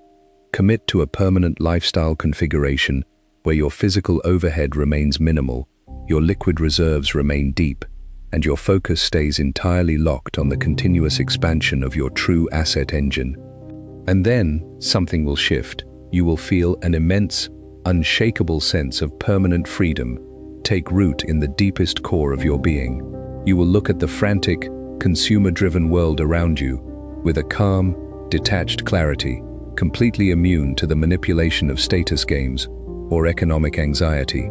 You will move forward into the future, not as a desperate participant chasing wealth, but as a sovereign strategist who has already claimed victory, ruling over an unshakable empire of true, permanent freedom. Chapter 9. The Ghost in the Machine. You are standing at the self-checkout kiosk of a crowded warehouse store on a rainy Tuesday afternoon. The fluorescent lights overhead hum with a flat, clinical energy, and all around you, people are loading massive carts with bulk goods, electronic upgrades, and seasonal plastic decorations. You are wearing an unbranded, slightly faded cotton hoodie and a pair of regular, broken-in sneakers. When you reach into your pocket to pay for your simple basket of whole groceries, you pull out a plain, unadorned plastic debit card. The cashier glances at you for a microsecond, your appearance registering to them as completely unremarkable, just another working-class individual managing a tight monthly budget. But what that cashier's internal algorithm cannot possibly process is that the plain card in your hand is linked to a private corporate treasury routing liquid capital through international markets, backed by a real estate ledger that brings in thousands of dollars in passive revenue every single week. You move through the crowd like a financial specter. You are overthinking your identity, believing that to be a tycoon, you must be recognized as one. This chapter is about mastering the elite strategy of radical anonymity and discovering the immense, predatory leverage of becoming a ghost in the economic machine. The relatable problem is that our modern digital infrastructure has turned privacy into a liability and visibility into a currency. We are told by personal branding experts, social media algorithms, and career coaches that we must constantly broadcast our location, our achievements, our network, and our lifestyle to maintain our relevance in the marketplace. We fall into the trap of digital hyperexposure, uploading photos of our offices, tagging the upscale restaurants we frequent, and displaying our financial milestones to an audience of digital voyeurs. We overthink our public profile, convincing ourselves that building a loud online brand is a prerequisite for financial growth. But what we are actually doing is painting a massive glowing bullseye on our backs. We invite the envy of neighbors, the targeted attention of high-interest marketers, the scrutiny of tax authorities, and the parasitic demands of long-lost acquaintances who only view our success as a resource to be mined. Psychologically, the compulsive need to broadcast your financial milestones is a profound indicator of an unrefined internal architecture. When you rush to tell the world that you have hit a specific net worth, bought a new asset, or secured a major deal, you are outsourcing your sense of achievement to the crowd, relying on their likes and comments to make your success feel real. A billionaire who acts like they are broke operates on a completely different psychological spectrum. They understand that in a hyper-visible world, total invisibility is the ultimate luxury, the ultimate protection, and the ultimate strategic advantage. They treat their true financial identity as a high-level state secret, keeping their names off public land titles through corporate shells, using unpretentious vehicles, and maintaining a lifestyle that blends seamlessly into the background of middle-class normalcy. They don't want the fame, they want the absolute control. When you become a financial ghost, your operational agility increases exponentially. You can walk into a business negotiation, a real estate market, or a local dealership without your true capital capacity distorting the price of the asset. If the seller knows you have millions of dollars in reserve, the price automatically increases, the terms become rigid, and the friction multiplies. But when you look completely average, you are granted the default pricing of the common consumer, allowing you to execute transactions with massive structural leverage while keeping your opponents entirely blind to your true strength. You gain the supreme tactical advantage of surprise, navigating the economic terrain with zero friction, zero target profile, and zero unnecessary overhead. Imagine you are an elite submarine commander, operating in a highly contested, treacherous stretch of international water. To survive the mission and protect your crew, you do not paint the hull of your vessel in bright, reflective neon colors, mount massive loudspeakers to the deck to blast military marches, or cruise along the surface with your radar beacons fully activated to impress the ships on the horizon. You flood your ballast tanks and drop deep into the cold, silent shadows of the ocean floor. You turn off your active sonar, run your engines on a near-silent electrical idle, and glide through the thermal layers completely undetected. The surface fleets can scan the horizon all they want. To their radar screens, you do not exist. You are a shadow, completely invisible, yet you hold the absolute capability to deploy devastating strategic force at the exact moment of your choosing. Let me tell you about a man named Thomas. Thomas was a brilliant software pioneer who built an incredibly sophisticated data cleansing algorithm in the early days of the digital boom. His company grew at a staggering rate, eventually attracting the attention of a major global technology conglomerate that acquired his platform for an astonishing $250 million in cash. Overnight, Thomas achieved a level of financial wealth that placed him in the upper echelons of global net worth. He was a multi-millionaire, possessing the capital resources to buy mega yachts, private islands, and penthouse estates anywhere on Earth. Yet, Thomas looked at the lives of his fellow tech founders, who were constantly accompanied by private bodyguards, dealing with public lawsuits, and watching their personal relationships disintegrate under the intense glare of media scrutiny, and he chose a completely revolutionary path. He refused to give interviews, deleted all his public social media profiles, and structured his payout through an intricate network of private trusts and anonymous holding companies that omitted his name from public registries entirely. He moved to a quiet, tree-lined middle-class neighborhood in a Midwestern town, purchasing a modest, 3-bedroom brick house that looked identical to every other home on the block.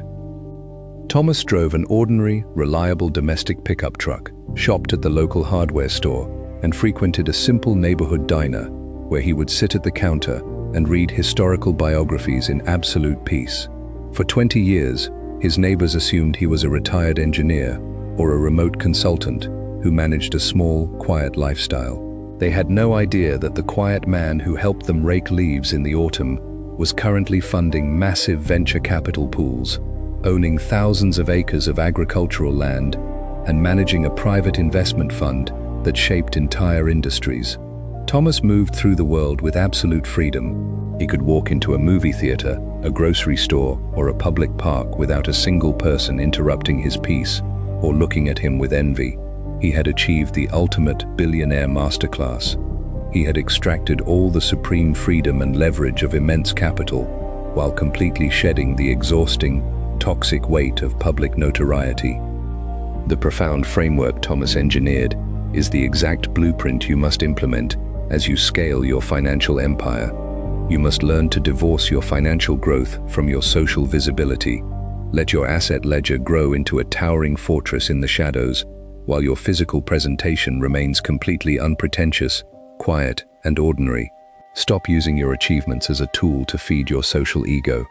Find your satisfaction in the raw math of your bank accounts, the pristine legal design of your asset holdings, and the deep, silent knowledge that you are a sovereign entity, operating completely outside the matrix of consumer visibility.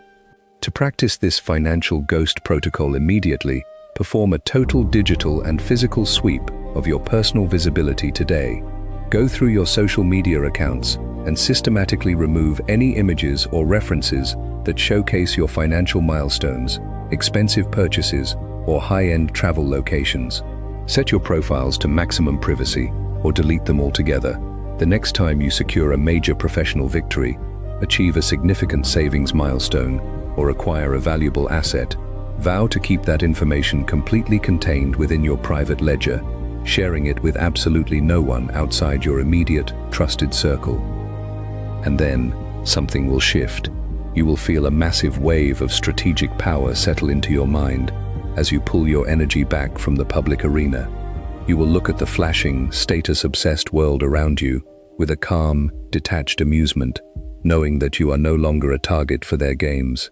You will find a deep, unshakable satisfaction in knowing that your true net worth is a silent, towering force hidden safely in the shadows, allowing you to move through life with the absolute freedom and unburdened agility of a financial ghost.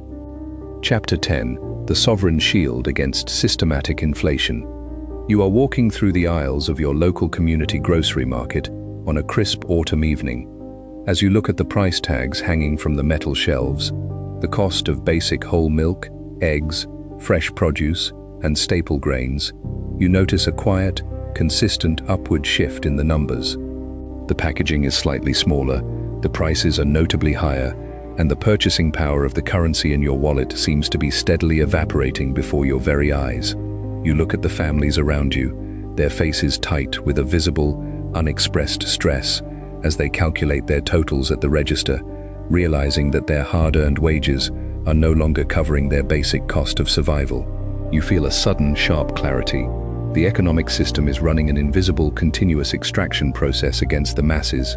You are overthinking your savings, believing that hoarding raw paper cash in a traditional bank account is the ultimate defense of your security. This chapter is about building an unshakable, sovereign shield against systematic inflation, mastering the art of hard asset velocity, and learning how to protect your purchasing power like a billionaire strategist. The relatable problem is that the working class and the middle class have been trained to store the value of their labor in a medium that is explicitly engineered to lose value over time. We are taught to work hard, collect paper fiat currency, and park that currency in low-interest savings accounts, believing we are being responsible stewards of our future. But behind the curtain of monetary policy lies a harsh truth. Central banks around the world are continuously expanding the money supply, diluting the value of every single dollar, euro, or pound in existence. We fall into the trap of nominal illusion, celebrating a minor raise or a growing cash balance, while remaining completely blind to the reality that the real, physical purchasing power of our capital is in a state of terminal decay. This systematic dilution keeps hard-working individuals running on an economic treadmill, forced to exert more energy every year just to keep their standard of living from falling behind. Psychologically, our reliance on paper currency is driven by a false sense of liquidity and historical habituation. We treat fiat cash as if it possesses intrinsic value, forgetting that it is nothing more than a temporary medium of exchange backed by political promises. A self-made mogul views paper money through an entirely different psychological lens. They do not look at cash as wealth. They look at cash as a highly volatile, depreciating hot potato that must be converted into hard, scarce, productive assets as quickly as humanly possible. They act like they are broke on a personal level by keeping their liquid cash balances minimized to what is strictly necessary for operational safety, instantly routing their surplus capital into vehicles that are naturally immune to monetary debasement, such as premium commercial land, industrial infrastructure, precious commodities, and equity in essential businesses that possess the pricing power to pass inflation directly onto the consumer. To construct a sovereign shield against inflation, you must understand the critical difference between price and value. Price is the arbitrary number of currency units required to purchase an item today. Value is the absolute, unchanging utility and scarcity of that item across human history. When the government prints more money, the value of an acre of fertile farmland or a multi-family apartment building does not change. Rather, the value of the currency used to measure them drops, causing their nominal price to skyrocket. When you maintain a low overhead, broke baseline lifestyle, you minimize your exposure to this currency dilution. You stop consuming depreciating consumer electronics and convenience goods that lose value instantly, and you channel your entire financial energy into acquiring the finite, irreplaceable cornerstones of the physical economy, ensuring that your wealth rises automatically with the inflationary tide. Imagine you are a coastal town engineer building a protective seawall to safeguard your community from the inevitable rising of the ocean tides. If you build your barrier out of loose sandbags and place them right at the water's edge, because it is easy and immediate, you are guaranteeing your own destruction. The first major high tide will saturate the sandbags, wash away the foundations, and flood the entire town with salt water, destroying everything you work to accumulate. A billionaire engineer does not rely on temporary barriers. They step back, study the historical high water marks, and quarry massive, multi-ton blocks of solid volcanic basalt. They anchor these stones deep into the underlying bedrock, constructing an unyielding, permanent seawall that forces the rising waves to break harmlessly against its face. No matter how high the ocean rises, the town behind the wall remains perfectly dry, secure, and protected. Let me tell you about a woman named Helena. Helena was a brilliant operational executive who climbed the corporate ladder to earn a magnificent salary of $500,000 a year at a global logistics firm. For the first phase of her career, Helena followed the traditional advice of her financial advisors. She maxed out her corporate retirement accounts, kept a massive cash reserve of $300,000 in a premier high-yield savings account, and felt an immense sense of security watching her digital balances grow. She assumed she was completely insulated from economic instability because her cash position was so deep. And then, the macroeconomic cycle shifted. A massive wave of global supply chain disruptions and historic monetary expansion swept through the economy, triggering a violent, prolonged period of systemic inflation. Within a few short years, the cost of real-world essentials, housing, energy, healthcare, and raw materials doubled across the board. Helena looked at her high-yield savings account and realized with a sudden, cold panic that although her nominal cash balance remained exactly the same on her screen, the real, physical purchasing power of that money had been cut in half. Her $300,000 could now only buy what $150,000 could buy just a few years prior. The system had silently, legally confiscated half of her accumulated life savings without her ever spending a single dollar. Helena experienced a profound moment of intellectual realignment. She realized that by holding her wealth in paper cash, she was standing directly in the path of the inflationary storm. She immediately adopted the zero-overhead, asset-first model of the self-made mogul. She reduced her personal living expenses to a strict broke baseline moving into a modest, energy-efficient home and cutting out all high-end luxury consumption. She took her remaining cash reserves and combined them with 90% of her ongoing corporate salary to aggressively purchase hard, scarce, productive assets. Helena focused her capital entirely on acquiring small, cash-flowing industrial warehouses and prime agricultural land on the outskirts of growing logistics hubs. These assets were completely finite. The world wasn't making any more land, and corporate tenants desperately needed the storage space to manage their inventories. As inflation continued to rage over the following years, the rental income from her properties rose automatically to match the cost of living, and the nominal market value of her hard real estate holdings soared, completely outstripping the rate of currency dilution. On paper, her personal bank account appeared completely broke, with her liquid cash kept at a bare operational minimum. But structurally, her wealth was protected by an invincible hard asset shield. By the year 2026, her portfolio of tangible assets had expanded her true net worth to over $15 million, completely insulating her from the monetary decay that was destroying the middle class around her. The vital lesson Helena's transformation teaches is that true financial security is not found in the accumulation of paper promises. It is found in the ownership of scarce, essential physical realities. Minimize your exposure to fiat currency, keep your personal lifestyle lean, and aggressively convert your surplus earnings into hard assets that possess intrinsic utility and absolute scarcity. When you master this high-velocity conversion, you transform inflation from a terrifying enemy that destroys your savings into a powerful tailwind that accelerates your ultimate economic sovereignty. To construct your sovereign shield against systematic inflation immediately, evaluate your current capital allocation today. Identify any excess cash balances sitting in traditional bank accounts that exceed your basic 6-month operational emergency reserve.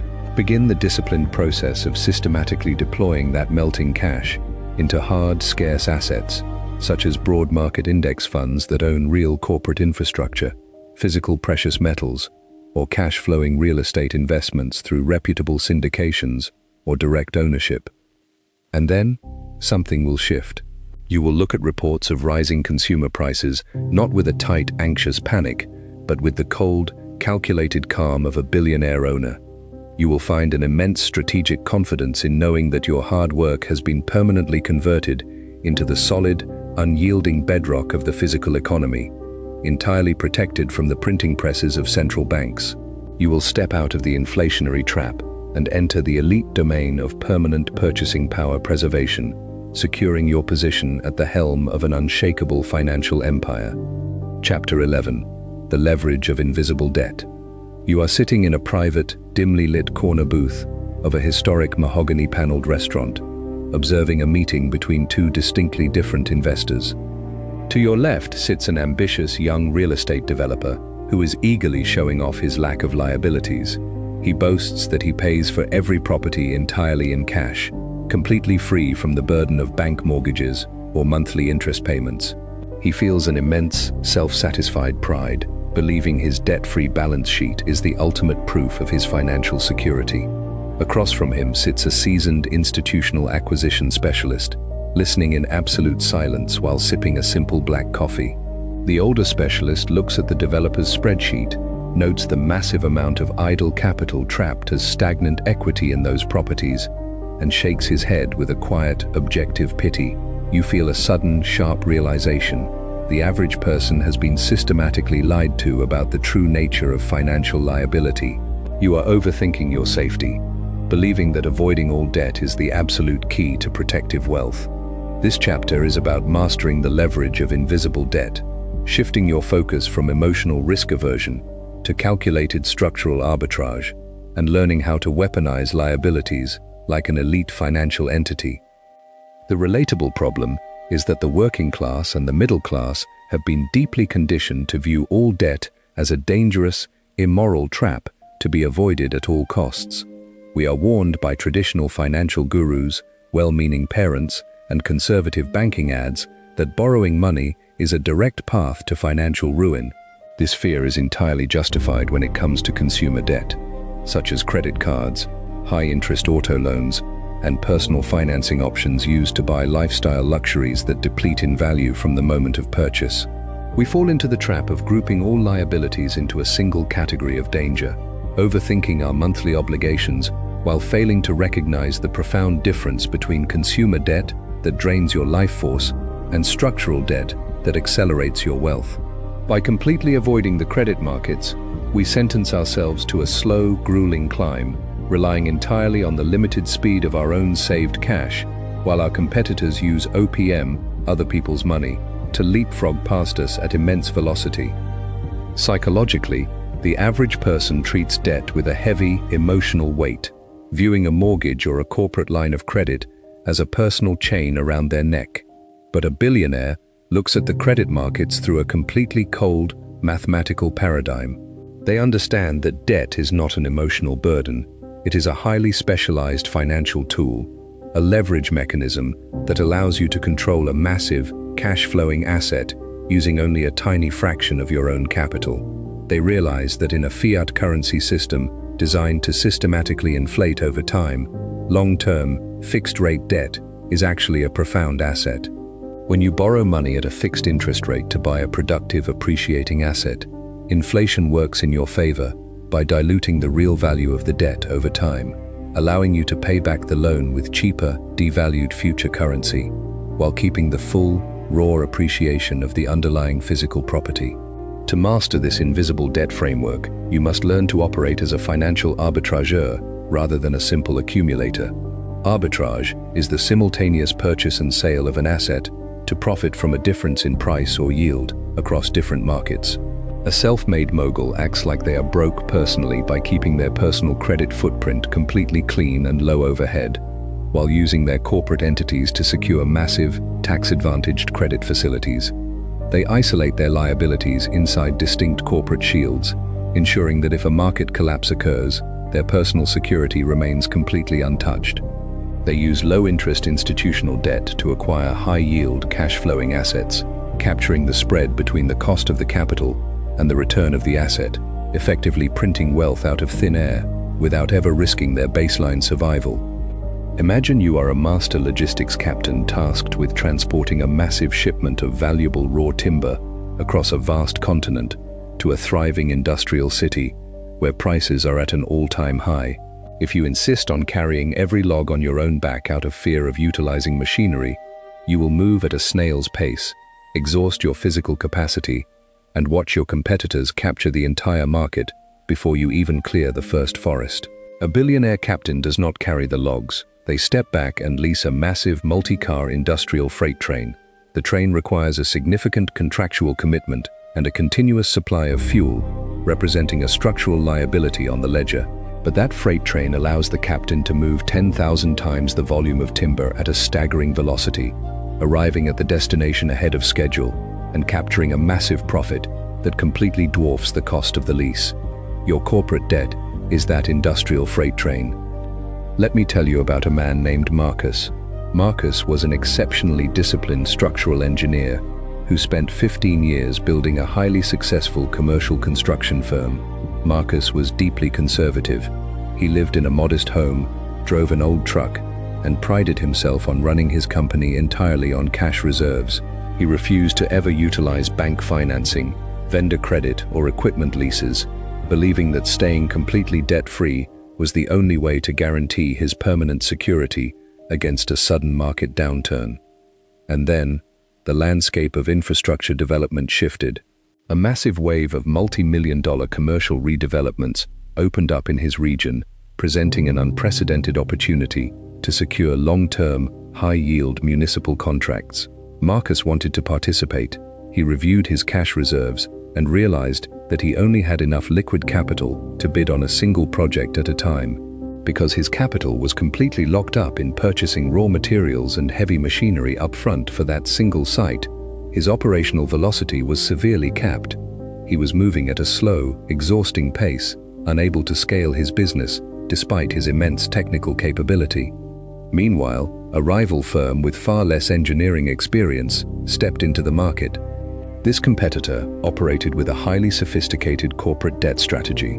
They maintained a lean personal footprint, but utilized their corporate entities to secure massive, low-interest commercial lines of credit, equipment lease facilities, and institutional construction loans. They used this invisible leverage to bid on 10 major projects simultaneously. They purchased the land, secured the materials, and hired elite crews using institutional capital, capturing a massive spread between the low interest they paid to the banks and the high contractual returns paid by the municipality. Marcus watched with a profound clarity as his debt-free model left him completely left behind in the market.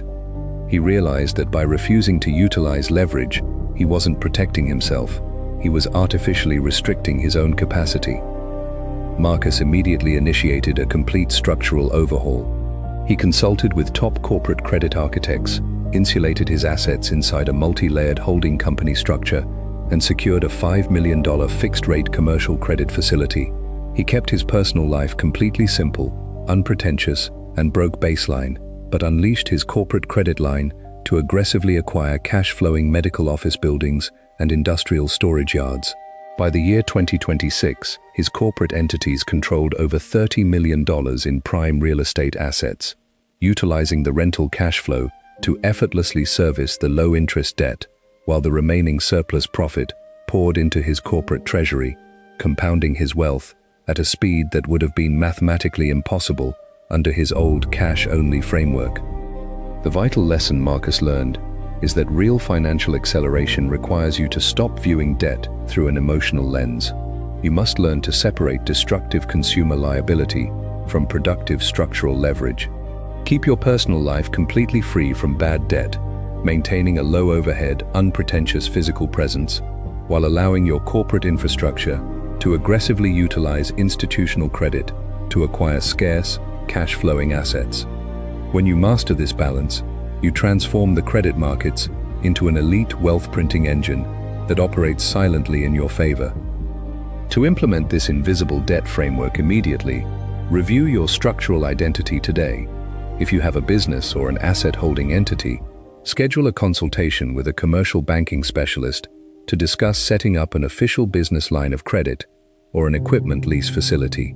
Begin the disciplined process of building your corporate credit profile, ensuring that every liability you ever create is strictly isolated inside a corporate shield and directly linked to an asset that generates a clear, positive net return above the cost of the capital. And then, something will shift.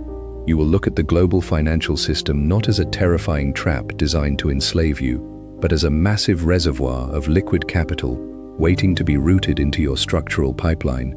You will find a deep strategic satisfaction in knowing that you are using the system's own mechanisms to fund your expansion, allowing your empire to scale with unmatched velocity, while your personal security remains completely anchored and untouchable. You will step off the slow path of manual accumulation and enter the elite realm of structural arbitrage, building an unshakable fortress of true billionaire wealth. Chapter 12: The Permanent Code of the Infinite Game. You are standing at the helm of a sleek, modern research vessel, floating on the calm, glassy waters of the open ocean at midnight. Above you, a vast, unbroken canopy of brilliant stars stretches across the cosmos, reflecting perfectly on the dark mirror of the water below. The air is cold, silent, and filled with a profound sense of timelessness. As you look out into the endless horizon, you realize that the journey you began chapters ago has completely transformed the internal chemistry of your mind. You look down at your hands, at your simple clothing, and you think about the financial empire you have quietly constructed in the shadows, the corporate pipelines, the hard assets, the sovereign fortresses of capital preservation, and the invisible networks of structural leverage. You feel a deep, permanent wave of absolute peace settle into your chest. You realize that you are no longer overthinking your future, your status, or your position in the world. You have successfully cracked the permanent code of the infinite game. The relatable problem is that most people approach the pursuit of wealth as a finite game, a race with a definitive finish line, a specific number on a bank statement, or a particular collection of luxury assets that will somehow signal to the world that they have finally arrived. They spend their years running frantically toward a shifting target, believing that once they achieve a certain status, they can finally stop, relax, and begin to enjoy their lives. But what they discover too late is that the finish line is an illusion manufactured by the consumer market to keep them running on the treadmill forever. When they hit their target number, the high-status dopamine rush fades within weeks, leaving them feeling empty, anxious, and deeply terrified of losing what they have built. They remain trapped in a state of ongoing survival, their minds permanently infected by the very scarcity mentality they thought wealth would cure. Psychologically, true billionaire sovereignty requires you to completely step off the playing field of the finite game and enter the sublime consciousness of the infinite player. An infinite player does not play to win a temporary trophy or to impress a crowd of digital strangers. They play simply to keep the game in motion, to expand their capacity, and to fulfill a grand, transcendent purpose that outlives their physical presence. They act like they are broke in their daily routines because they have completely outgrown the primitive need for material validation. They find their ultimate masculine joy not in the consumption of luxury goods, but in the pure, unadulterated artistry of structural creation, the elegant design of an asset ecosystem, the continuous cultivation of internal discipline, and the absolute freedom to navigate the economic landscape on their own terms. When you master the permanent code of the infinite game, your financial wealth ceases to be a tool for personal vanity and becomes a sacred corporate treasury designed to fund your vision. You look at the flashing, status-obsessed world around you with a calm, detached compassion, recognizing that the people chasing luxury labels and public notoriety are trapped in a fragile, temporary prison of their own making. You choose instead to remain invisible, lean, and intensely focused, protecting your mind from the corrosive poison of comfort and convenience. You understand that your ultimate asset is not the size of your fortune, but the absolute sovereignty of your mind, the unshakable internal fortress that allows you to remain calm during market crashes, objective during speculative bubbles, and completely independent of any external entity. Imagine you are a legendary master architect who has spent a lifetime designing and constructing an immense, ancient stone aqueduct system that spans across entire mountain ranges to bring fresh water to millions of people. You do not spend your evenings standing next to the pipes, shouting at the passing travelers to notice the brilliance of your engineering, or demanding that they praise your name to make you feel successful. You sit quietly on a hill overlooking the valley, wearing your simple, unpretentious cloak, watching the clean water flow effortlessly through the stone channels into the city below. You know exactly what you built. You know the structural integrity of the stone, the precision of the angles, and the permanent impact your creation will have on generations to come. The silent flow of the water is your ultimate reward. Your financial empire is that master aqueduct. Think back to the individuals we have studied across this journey, men and women like Vivian, Charlie, Ray, Ingvar, Thomas, and Helena. They all arrived at the exact same profound realization that real, enduring wealth is an invisible force found in control, simplicity, and structural discipline, never in personal display or consumer upgrade. They built empires that operated with untaxed velocity, stood secure against systematic inflation, and remained insulated from market volatility because they refused to let their comfort outgrow their purpose. They stayed small, unpretentious, and broke baseline on a personal level, while keeping their corporate presence massive, disciplined, and aggressively expansive. They mastered the ultimate art of acting broke while thinking like a billionaire, transforming their lives into an unshakable fortress of true, sovereign freedom. The journey does not end here. It simply transitions into a permanent state of execution.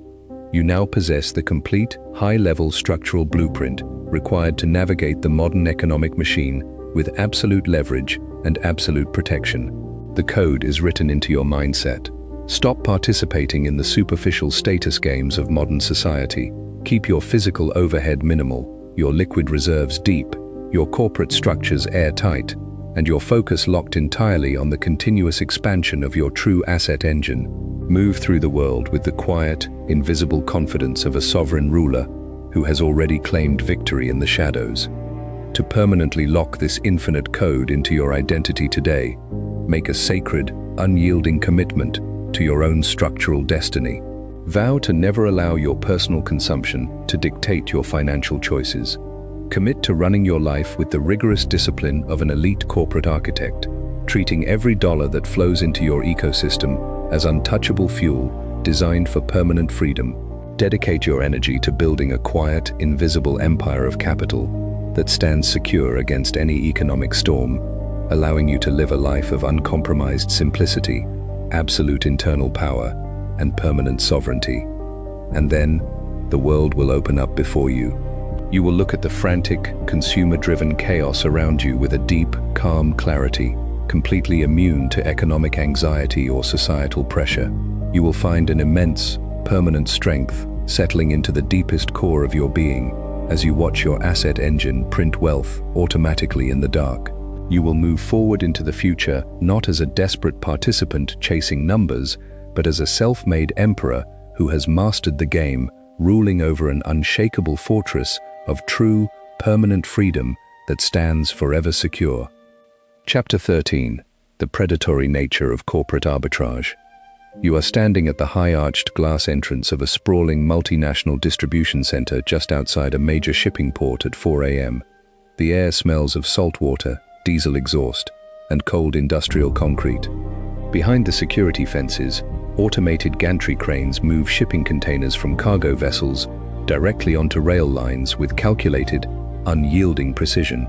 To the average bystander or passing motorist, this facility is merely a logistical bottleneck, a boring, noisy junction of steel and concrete. But to an entity trained in high-level wealth design, this perimeter represents a highly specialized trade zone operating entirely on global currency differentials, duty-free exemptions, and corporate arbitrage pipelines. You are overthinking your local market, believing that your financial growth must be bound to the economic health, currency strength, and legal jurisdiction of the specific town or country where your physical body happens to wake up every morning. This chapter is about breaking past the mental limitations of geographical bias, mastering the predatory art of corporate arbitrage, and learning how to route capital through international friction lines like a sovereign enterprise. The relatable problem is that most ambitious individuals restrict their financial architecture to their immediate cultural and geographic perimeter. They register their small businesses locally, pay retail tax rates, sell their services inside a single domestic currency pool, and accept whatever macroeconomic conditions their local politicians engineer.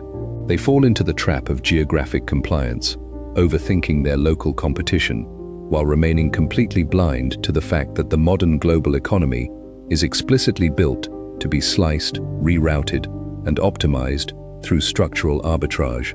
When a local economy faces a recession, a sudden spike in regulatory overhead, or an unfavorable shift in business compliance laws, these localized business owners suffer instantly.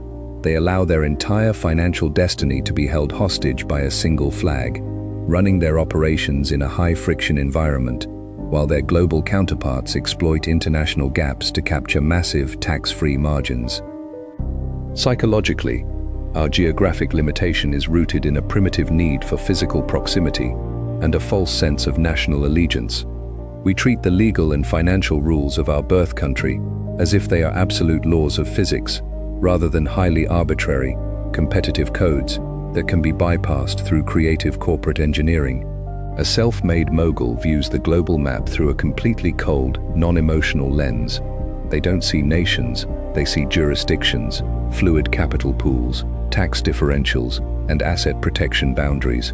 They act like they are broke on a local level by ensuring they own zero domestic personal property that can be easily seized or heavily taxed by local authorities, while utilizing their corporate holding companies to baseline their operations in low-friction, high-protection international hubs. They match their production to low-cost developing regions, route their transactional profits through zero-tax legal environments, and store their true corporate treasury in rock-solid, private banking havens that operate entirely outside local domestic reach. To implement a system of corporate arbitrage, you must become an expert at separating the place where your value is generated from the place where your profit is legally recognized. This is the exact blueprint utilized by elite global conglomerates. They do not fight local tax increases or high regulatory burdens with emotional protests. They simply adjust their routing. When you operate through a lean, decentralized corporate network, you gain the agility to manufacture a product in a region with minimal labor friction, invoice the transaction through an international trade entity that incurs zero corporate tax liability, and collect the final revenue in a hyper-stable global currency pool. You eliminate the friction of local inflation, local political instability, and local regulatory overreach, ensuring that your wealth compounds inside a pristine, untouchable corporate vacuum, while you continue to live a simple, unpretentious lifestyle on the ground. Imagine you are a master water engineer designing a complex cross-continental irrigation pipeline to supply a vital industrial agricultural valley. If you insist on routing your water pipes directly over the highest mountain peaks and through dense, muddy swamps, simply because it is the most direct physical path, you are guaranteeing an operational disaster. The intense friction, freezing altitudes, and heavy soil pressure will rupture your lines, require massive ongoing repair costs, and drain your entire energy supply before the water ever reaches the crops. A billionaire engineer does not fight the terrain. They step back, map the natural gravity lines, find the deep underground caverns, and tunnel through low-pressure geological faults. They route the liquid through a path of absolute minimum resistance, allowing the natural physics of the terrain to accelerate the velocity of the flow while completely bypassing the volatile weather systems on the surface. Your international corporate routing is that underground pipeline. Let me tell you about a woman named Cassandra. Cassandra spent 12 years building an incredibly sophisticated digital marketing and customer acquisition agency in a high-tax, highly regulated European metropolitan center. Her agency was highly successful, generating millions of dollars in annual revenue. Yet, as her top-line numbers grew, Cassandra found herself caught in an exhausting, uphill battle. Her local jurisdiction continuously increased corporate income taxes, introduced complex digital service levies, and mandated expensive workplace compliance protocols that ate away over 60% of her true operational profit. She was working 80 hours a week, managing an elite team, and watching her hard-earned capital get systematically harvested by local authorities to fund domestic social programs. Cassandra reached a point of absolute intellectual clarity. She realized that by keeping her corporate architecture entirely domestic, she was allowing her business to be treated as a localized dairy cow for the state. She immediately initiated a radical structural migration. She downsized her physical office lease to zero, transitioning her elite international team to a fully remote, decentralized operational model. She kept her personal life completely simple and unpretentious, maintaining a modest apartment and driving an ordinary electric vehicle. Simultaneously, Cassandra consulted with international tax architects to restructure her business. She established a primary corporate holding company in a highly stable, tax-optimized jurisdiction that levied a 0% tax on foreign-sourced income, while setting up operational subsidiaries in regions optimized for low-friction merchant processing and asset protection. Her clients continued to pay for her top-tier acquisition services, but the transactional capital was now routed through her optimized international pipeline, reducing her total effective corporate tax rate from 60% to less than 5%, legally and structurally. By the year 2026, the cash reserves inside her international corporate treasury had compounded to over $20 million. She used this tax-exempt capital pool to aggressively acquire distressed digital assets and high-yield commercial real estate syndications across the globe, entirely insulated from the economic decline and fiscal overreach of her home country. The profound lesson Cassandra's transformation teaches is that geographical loyalty is a luxury your financial empire cannot afford. Stop letting your location dictate your capitalization. Minimize your personal domestic footprint. Maintain a lean, broke baseline presence in your day-to-day life, and build an international corporate shield that routes your revenue through paths of absolute minimum friction and maximum legal protection. When you master the art of international arbitrage, you transform your wealth into a borderless sovereign force that operates completely independent of local economic storms. To construct your corporate arbitrage pipeline immediately, audit your operational jurisdiction today. If your business operates entirely within a single domestic legal framework, Schedule a strategic brief with an international corporate attorney or an offshore asset protection specialist.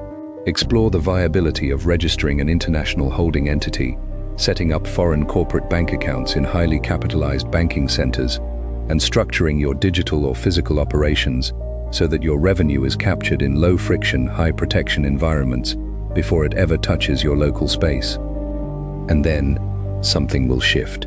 You will look at your local news, local elections, and political tax debates, not with an anxious, tight-chested worry, but with the cold, detached indifference of a global sovereign.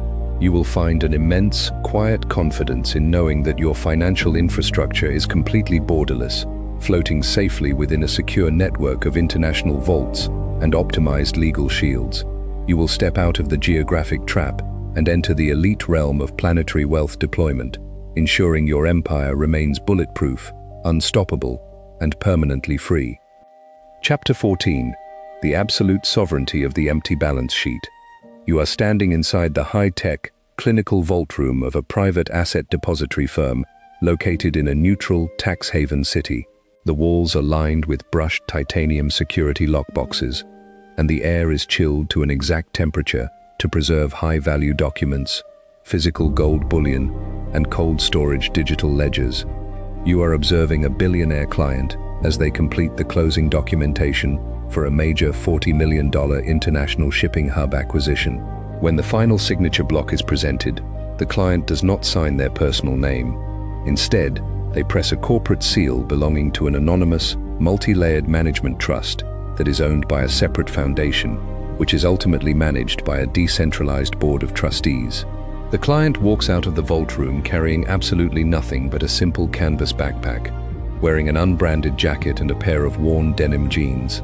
To the public eye, this person owns nothing, holds no personal assets, and possesses a completely empty personal balance sheet. Yet, through their corporate matrix, they control absolute sovereign power over a global empire of infrastructure. This chapter is about mastering the ultimate masterclass of elite wealth design, the absolute separation of control and ownership. The relatable problem is that the middle class and the ambitious working class have been deeply brainwashed to believe that the ultimate proof of wealth is personal ownership. We are told that to be successful, we must have our names printed clearly on the titles of luxury mansions, the deeds of prime land, the registrations of exotic sports cars, and the certificates of high-value stock portfolios. We view these personal titles as trophies of our achievement, overthinking our status, while remaining completely blind to the reality that personal ownership is the ultimate legal and financial liability in the modern world. When your name is printed on an asset title, you become an incredibly lucrative target for predatory trial lawyers, aggressive tax collectors, litigious business partners, and vindictive ex-spouses. You create a direct, unshielded bridge between your public identity and your accumulated wealth, ensuring that a single legal mistake or a sudden economic lawsuit can instantly wipe out everything you spent decades building. Psychologically, the desperate urge to personally own your assets is driven by an unrefined, insecure ego that demands public validation and a false sense of tangible possession. We confuse the right to use and control an asset with the burden of owning it. A multi-billionaire operates on a completely inverted psychological blueprint. They live by the permanent maxim of the elite: own nothing, control everything. They understand that personal ownership is a trap for amateurs. They deliberately strip their personal names from every single public registry on Earth, ensuring that if an investigator scans their personal credit profile, court records, or asset disclosures, their personal balance sheet looks completely empty, broke, and ordinary. They don't want the legal liability of ownership. They only care about the absolute strategic power of total operational control through an unbreakable web of trusts, corporate shells, and holding entities. To achieve this state of absolute sovereignty, you must systematically dismantle your personal asset profile and reconstruct it inside an anonymous corporate vault. When an asset is owned by a properly structured, multi-layered corporate trust, the asset no longer belongs to you as a human being. It belongs to the legal entity. Because you do not personally own the asset, it cannot be seized from you during a personal lawsuit, it cannot be attached to a personal debt, and it cannot be subjected to confiscation by local political regimes. Yet, because you sit as the absolute managing director or primary controller of the underlying corporate matrix, you retain the unchecked power to direct the asset's cash flow, utilize its infrastructure, deploy its capital, and enjoy its economic utility exactly as you see fit. You become legally bulletproof while remaining operationally omnipotent. Imagine you are an elite military general, commanding an invincible, state-of-the-art armored fortress positioned at a vital strategic choke point during a time of global conflict. If you insist on standing outside the reinforced walls, completely exposed on the open battlefield, holding a massive, glittering golden flag with your personal name embroidered on it to prove you are the commander, you will be instantly taken out by enemy forces before the battle even begins. A billionaire general does not stand outside the walls for vanity. They step deep inside the subterranean command bunker, protected by 10 feet of reinforced concrete and blast shield steel. They track the battlefield through secure digital monitors, direct their forces through encrypted communication relays, and deploy overwhelming military leverage while remaining completely invisible, untouchable, and safe from enemy fire. Your anonymous corporate trust matrix is that subterranean command bunker. Let me tell you about a man named Julian.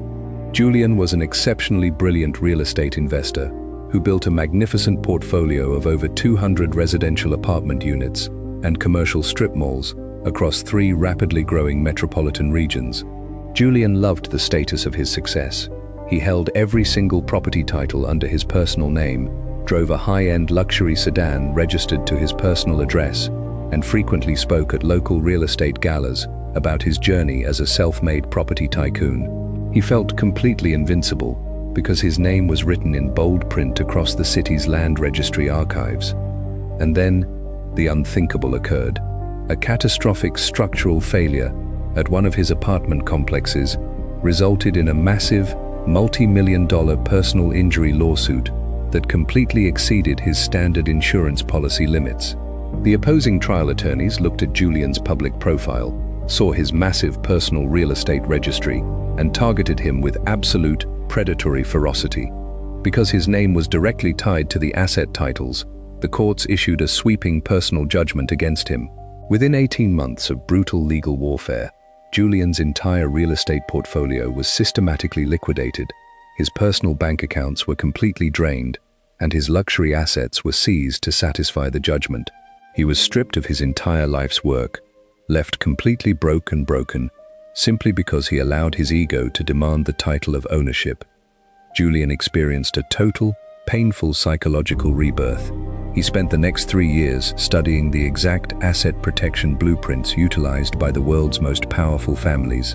When he re-entered the investment arena, he operated as a complete financial shadow. He established a highly sophisticated asset protection matrix, a private, anonymous Wyoming holding trust that owned a network of isolated corporate management companies, which in turn controlled his new real estate acquisitions. Julian lived in a spectacular home and drove a premium vehicle, but he owned absolutely nothing. The home was owned by the trust. The vehicle was leased by the corporate management company. His bank accounts were corporate treasury lines. When a minor slip-and-fall lawsuit was initiated against one of his new properties years later, the predatory lawyers ran a comprehensive asset search on Julian and found an absolutely empty personal balance sheet. On paper, Julian appeared completely broke, holding 0 personal liabilities and 0 personal assets. The attorneys realized there was no personal surface area to attack, and the lawsuit was instantly settled out of court for a minor insurance pocket change sum, leaving his multi-million-dollar real estate empire completely untouched, hidden deep within the shadows of his corporate matrix. By the year 2026, Julian controlled over $50 million in cash-flowing commercial infrastructure, navigating the world with the absolute peace of mind that only comes from being completely invisible to the legal radar. The ultimate lesson Julian's journey teaches is that true financial power is completely silent, anonymous, and detached from personal possession. Stop treating your name as an asset. Treat it as your greatest strategic vulnerability. Strip your identity away from your capital. Maintain an unpretentious, low-overhead, broke baseline lifestyle in your public profile, while your corporate entities control vast, towering networks of hard infrastructure behind an impenetrable wall of legal privacy. When you master the absolute sovereignty of the empty balance sheet, you become completely unsuable, untaxable, and completely untouchable by the predatory forces of the modern world. To implement the empty balance sheet protocol immediately, perform a total assessment of your public liability profile today. Look at every major asset you currently hold under your personal name, whether it is a business registration, a piece of real estate, or a primary investment account. Contact an elite asset protection trust architect and begin the disciplined process of transferring those personal titles into private holding companies, anonymous limited liability corporate structures, or asset protection trusts that strip your personal name entirely from public view. And then, something profound will shift within your psyche. You will walk through the world with a deep, cool, and absolute fearlessness. You will look at the entire legal and financial system not as a constant threat to your survival, but as a matrix that you have completely outmaneuvered. You will find an unshakable, billionaire-level peace in knowing that while you physically own nothing, your corporate hand commands everything, ensuring your empire remains completely sovereign, completely hidden, and permanently secure for generations to come. Chapter 15. The Unseen Treasury of Private Capital Pools.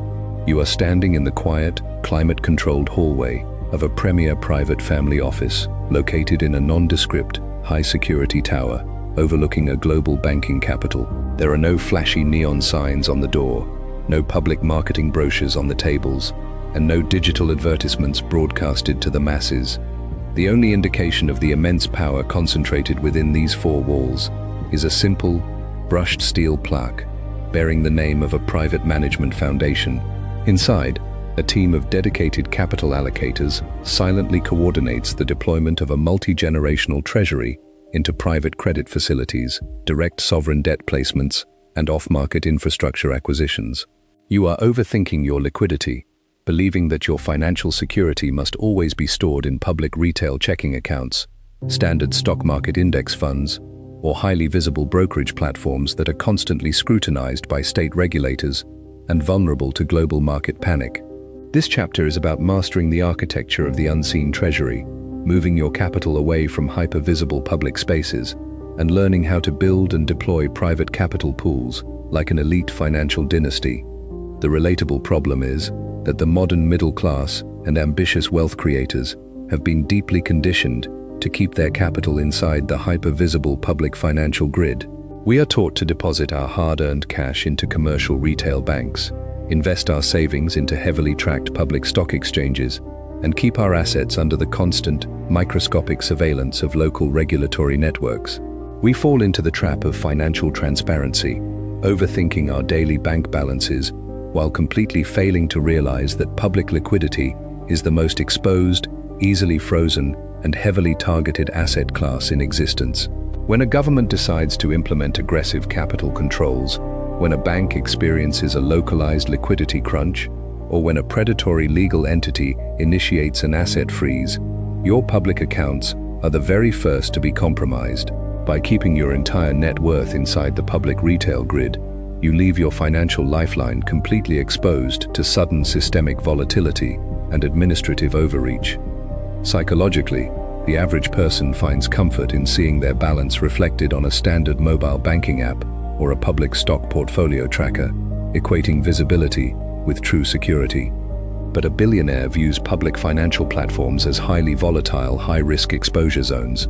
They understand that true, unshakable wealth must be held in the deep shadows of the private capital markets, entirely decoupled from the public grid. They act like they are broke on paper by maintaining minimal personal cash balances in retail institutions, while keeping their true corporate treasury concentrated inside private capital pools, private family bank structures, and off-market institutional ledgers. They understand that capital stored in private credit arrangements, non-custodial hard assets, and closed-loop corporate holding accounts doesn't trigger public red flags, cannot be easily monitored by external adversaries, and compounds with absolute, uninterrupted velocity. To master the unseen treasury framework, you must shift your perspective from a passive public saver to a private institutional allocator. When you pool your capital inside an insulated corporate treasury or a private holding company structure, you gain the ability to participate in the hidden layer of the global financial system, the private placement market.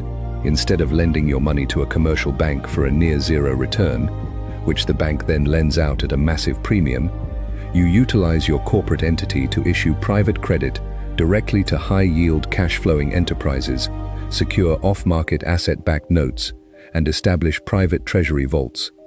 You effectively become the bank, capturing the entire interest spread, minimizing your tax footprint through corporate deduction frameworks, and keeping your accumulated capital completely invisible to public registries and predatory tracking mechanisms. Imagine you are a legendary medieval king who has accumulated an immense fortune in pure gold coins and rare, priceless jewels. If you insist on storing your entire fortune inside a brightly lit, glass-walled pavilion right in the center of the public marketplace to prove your wealth to the townspeople, you are inviting an absolute catastrophe. The constant public display will attract bandits, trigger heavy transactional demands from local merchants, and allow rival kingdoms to map your exact financial capacity before a conflict even begins. A billionaire king does not store his wealth in the marketplace. He builds a hidden, subterranean vault deep within the bedrock of his most secure, fortified castle, accessible only through a network of private, heavily guarded stone pathways. The public market remains simple, ordinary, and transactionally lean, while the true power of the kingdom rests safely inside the unseen bedrock treasury. Your private capital pool is that subterranean vault. Let me tell you about a man named Arthur.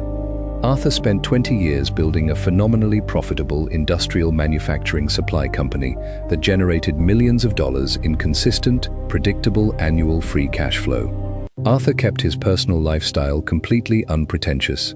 He lived in a modest home, wore simple attire, and avoided all forms of luxury display.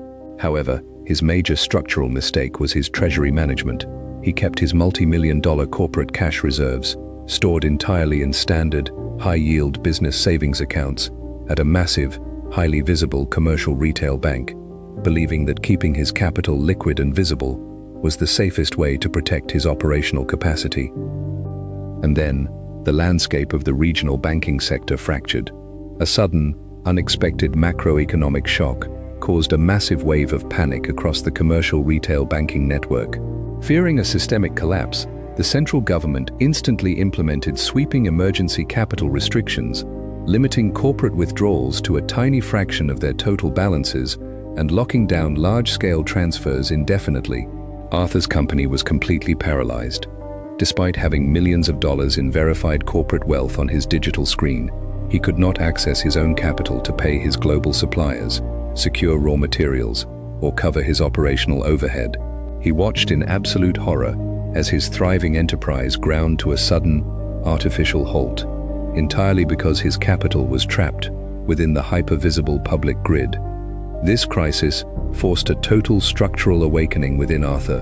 The moment the capital restrictions were lifted, he completely dismantled his public banking footprint.